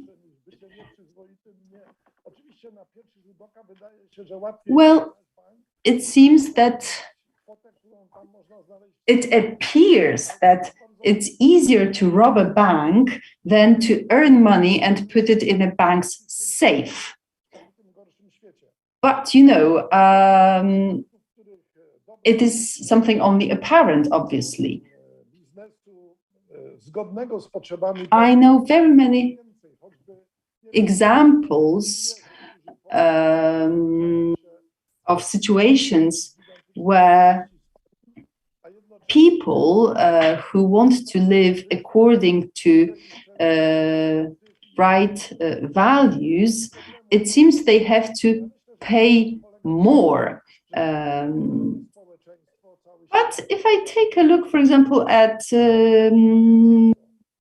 couriers who ride bicycles, after all, they're fitter, they smile more. So I don't think it's so bad for them. Now, when we stop asking in business whether to do it, but how to do it, this is when the change takes place. Instead of asking how, we start asking why and for who. And this actually brings us closer to an informed customer. But I can imagine a low margin business that is not necessarily in conflict with the planet or being decent. Without the doubt that, well, we'll have to put pressure on the sort of indecent word, and that should be done by the regulators, because positive change will be implemented by companies thanks to their mindset. I know that my son, who is running the company, my company, Vox, I know he wants to change a lot of products that we manufacture and use, for example, hemp fiber and exchange all their materials, because hemp grows within 12 months, it absorbs a lot of CO2, and it is beneficial, and it has positive impact on the environment. So we can look for technological solutions that will put our company into the direction that's more aligned with the planet. Of course, all the looking for new solutions is costly. However, when we ask ourselves why and what for and for who, well, means that we have a recognizable brand and our products are being sold better, selling better. Of course, there will still be companies that will put price as a priority, and without some deeper strategy for their business, they will focus on this how question.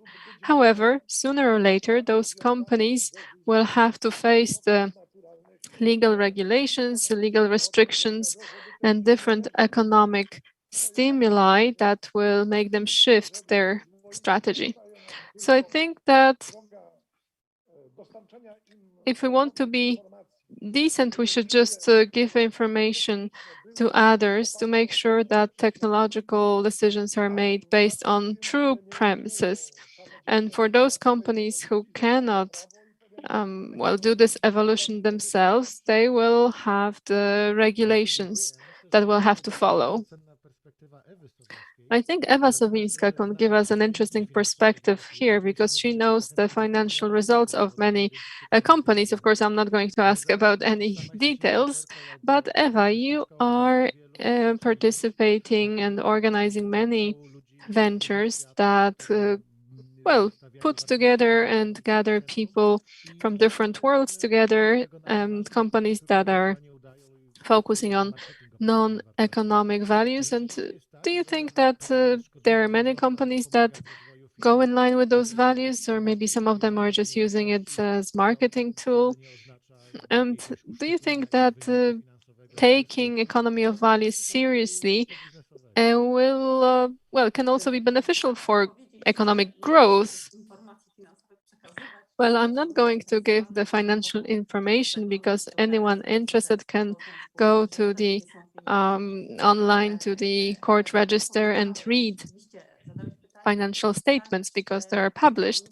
But you asked me, also there was a question about low margin companies and whether they can be sustainable and subscribe to many values. But I think we should reverse this question. Piotr said that there will always be people who will be concerned about the challenges of the world, and others who are going to question the fact that a company should solve problems of our planet. But the regulations are not going to be implemented. They are already in place. The regulations are applied, for example, on financial institutions. And of course, every business is working in partnership with financial institutions. It's difficult to develop if you do not use loans, investments, and many companies at a certain stage are looking for business partners, investors, etc. And financial institutions already today ask businesses for information about ESG goals, so the environment, social aspects, and governance. So if somebody cannot answer this question, the financial institution will think that the ESG factors are not operational in this company, which means that this company is not one that we would like to invest in. And in that case, maybe we should increase the insurance premium. That's why I think that sooner or later, those issues will be mandatory for everyone. The sooner, the better for a company, because we are at the stage where we are learning, and those questions, well, are asked to everyone. We all have such concerns. That's why I encourage you to tackle those challenges as soon as possible. You asked me about my perspective of an expert auditor. And yes, the truth is that at any time when I'm auditing and examining financial statements, I always ask about ESG factors. I share information that I, for example, heard at Open Eyes Economy Summit.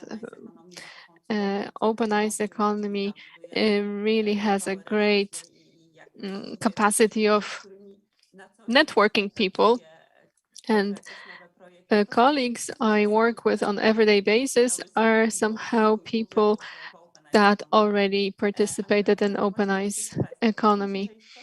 And well, coming back to the question, once you enter that path, once you start reflecting, looking for innovation, then you will discover not only that you're more decent to the world. Professor Rock says that let's not look for the best companies in the world, but let's look for companies that are best for the world. And the companies can discover that they are better for the world, and the innovation they implemented reduce their costs or increase their revenue because there are more informed customers who are interested in their products. It turns out that employees are more motivated. They don't quit so often. But of course, the beginning is the most difficult. The moment when the company leader needs to understand that this is the way to go, the only way to go.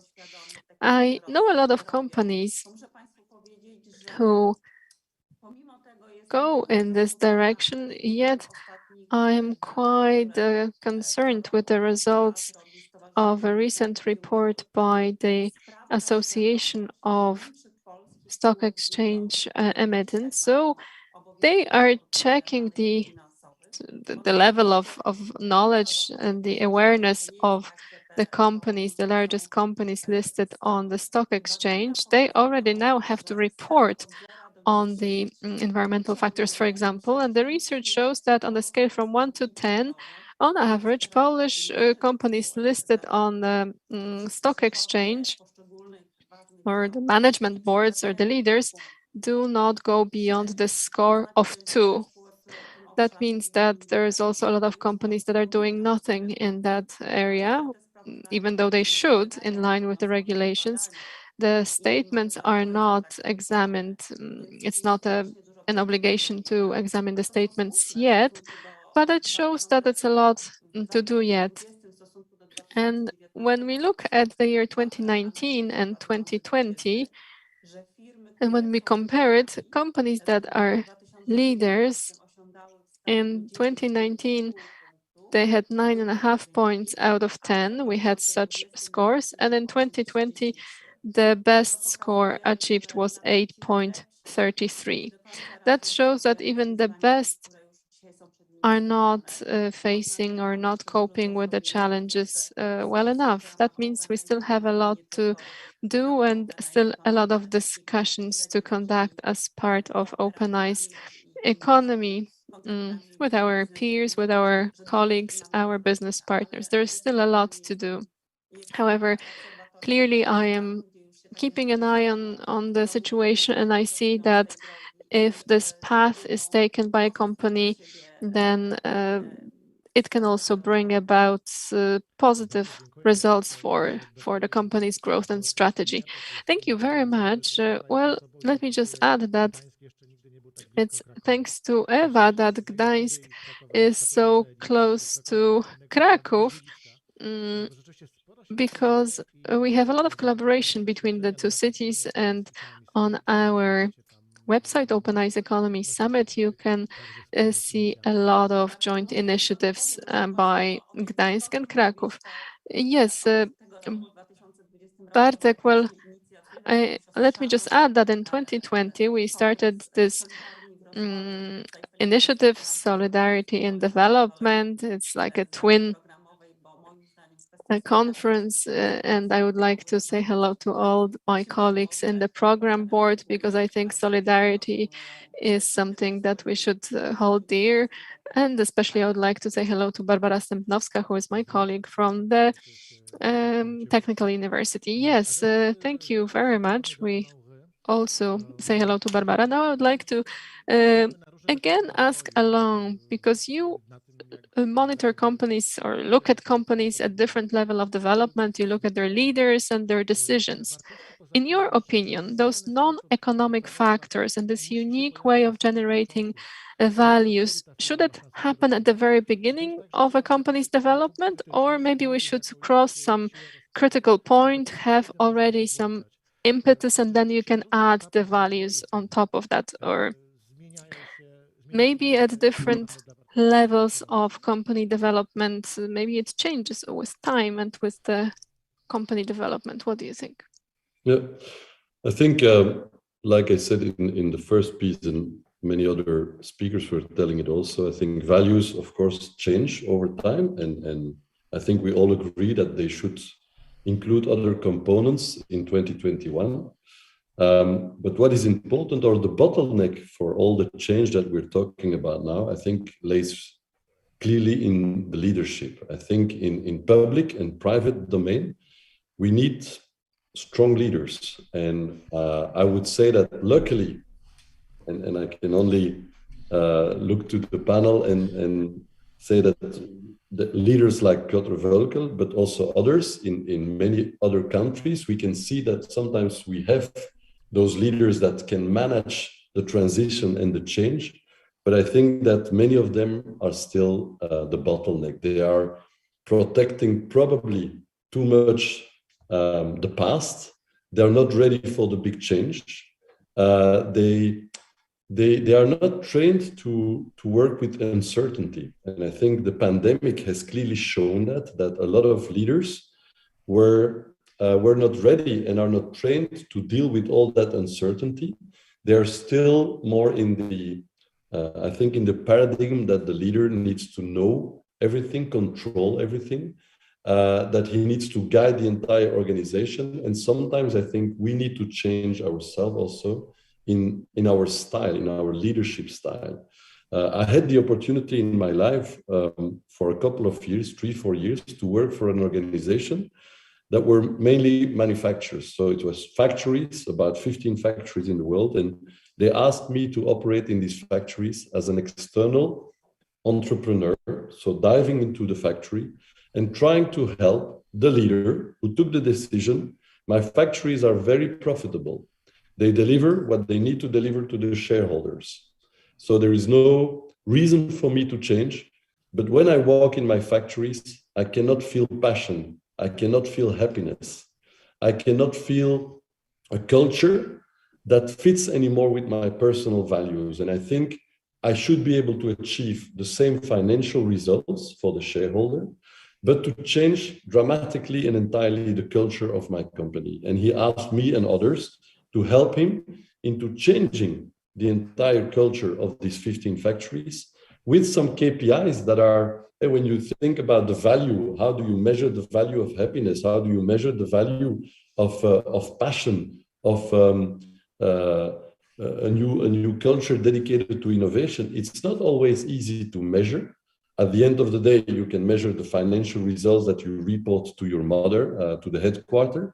But I could clearly see that after 3-4 years, we managed in those factories to change the culture, and that you could see the degree of happiness of most of the people. And again, when I say most, indeed, I think we lost some people. Some people decided to leave the factories because they couldn't find themselves happy in that new culture. But luckily, it were maybe only 10% of the total population. And we talk about, I think, close to 20,000 people in total, divided over the factories. We lost 10% of these people that went probably to other type of organization with the culture that fits to their own mentality and personality.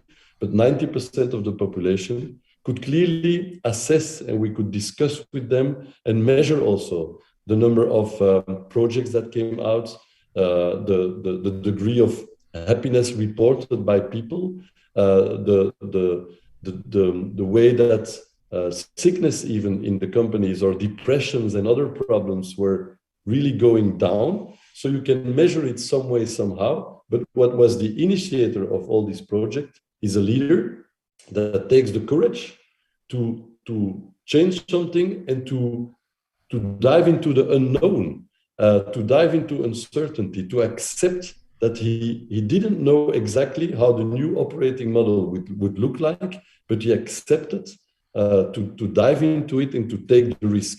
And I think that's what we are deep down missing a lot. I think nowadays, in private and public domains, to have leaders that I think are bold and are ready to take that step, because I think that the population and the society, the citizens, the employees in many organizations are ready for the change, but they are waiting the leaders to open the door.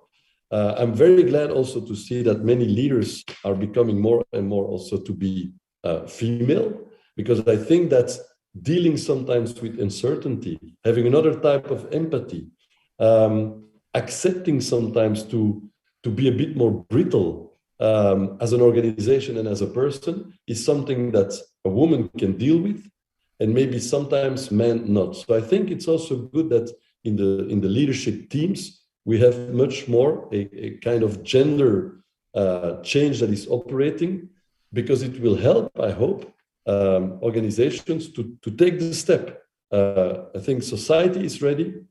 Employees and citizens are ready. They have the keys in their hands. They need to ignite, but we are not expecting from them a clear picture.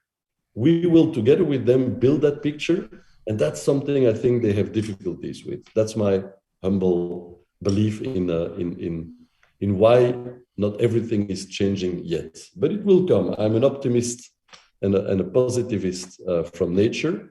My name helps me also into that, but I'm pretty sure that we're gonna get there. Bardzo dziękuję. I od razu pozwolę sobie jeszcze dopytać, czy Pana zdaniem, skoro na to są gotowi... Thank you very much.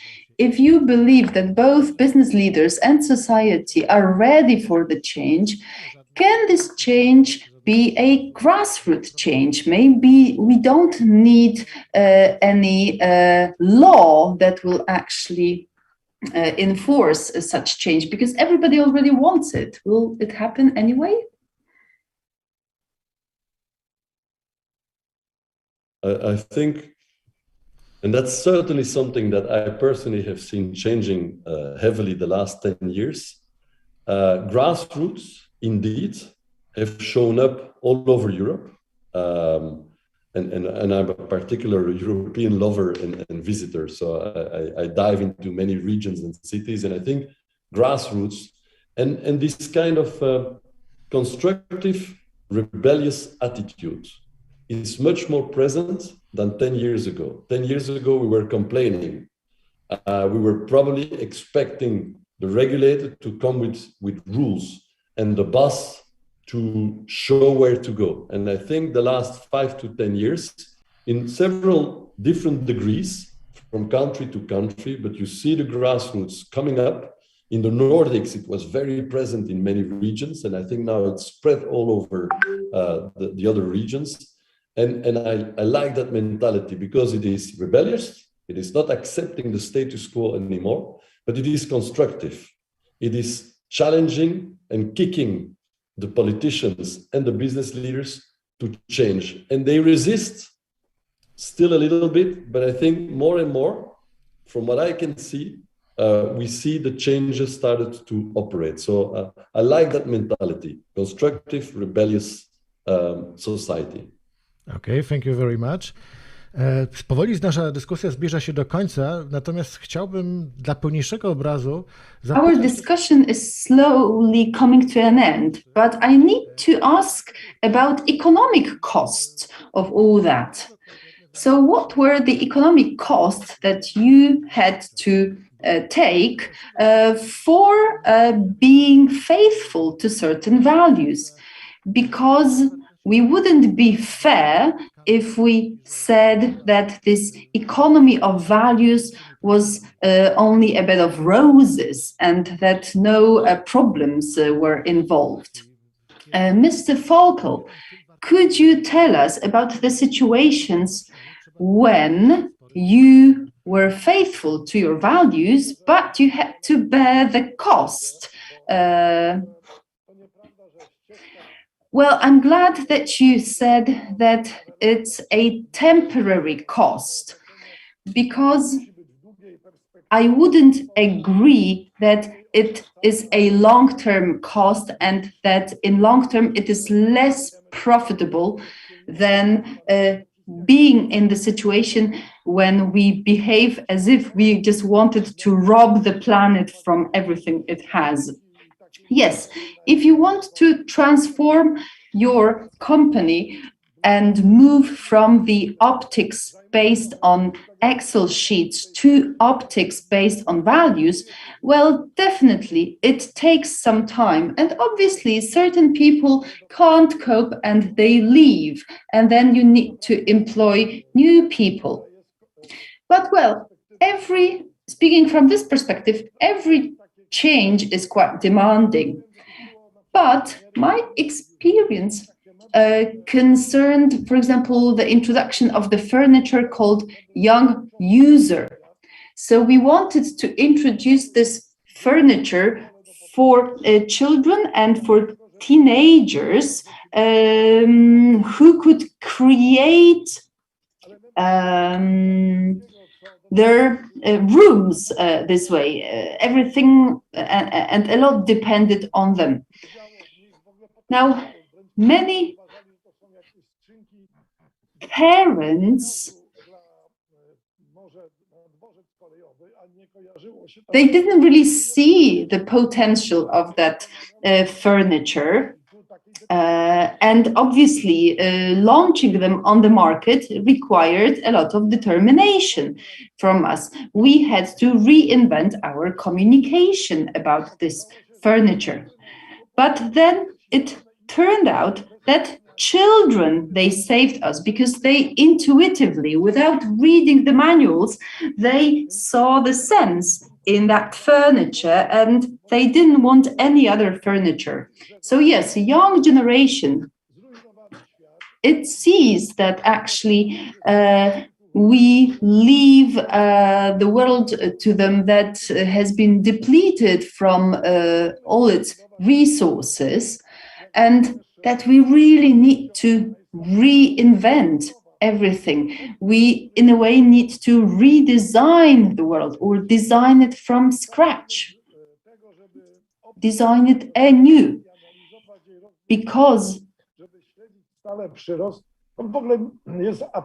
this idea to actually build an economy based on growth only, that was an idea that was invented during the war.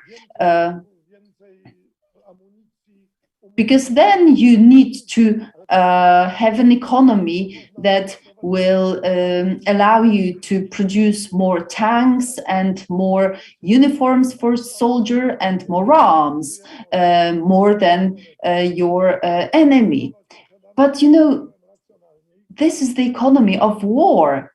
And now we need to convince people that really there's no reason for them to buy new clothes every week, because after all, they can buy clothes that they can wear for years. And really, you know, these new fads and trends that keep changing every week, every month, this is only ridiculous. If you are close to nature, you know, that can gives you much more pleasure than walking down a shopping mall.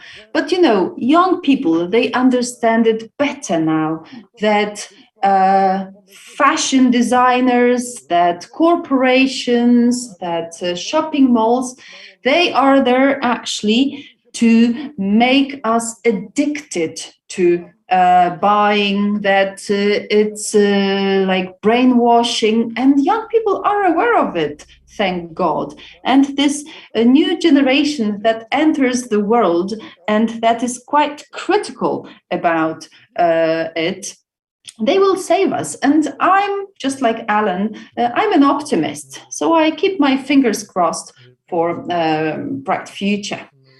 Eva, are you equally optimistic? Will we manage to redesign the world anew?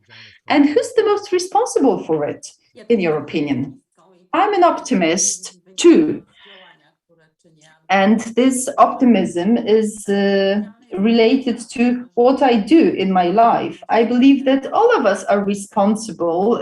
Leaders are particularly responsible. Leaders that Alan has mentioned, also the ones that get educated and whom Octavia mentioned.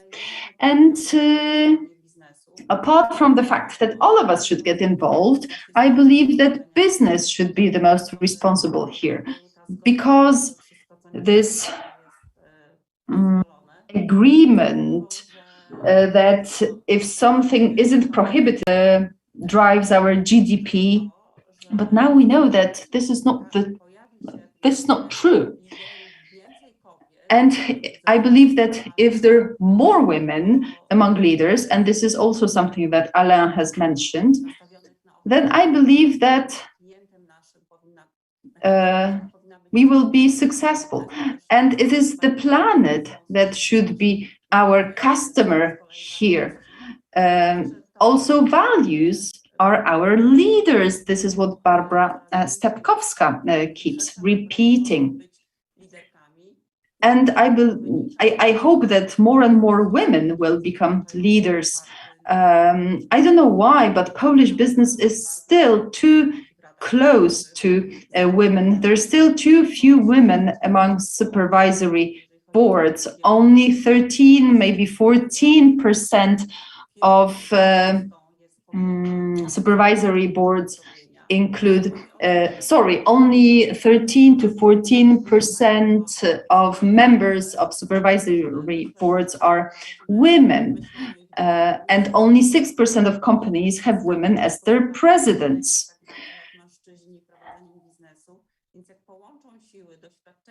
But if men and women join forces, if young generation and older generations join forces, then definitely the changes that are ahead of us will take place and will improve our lives.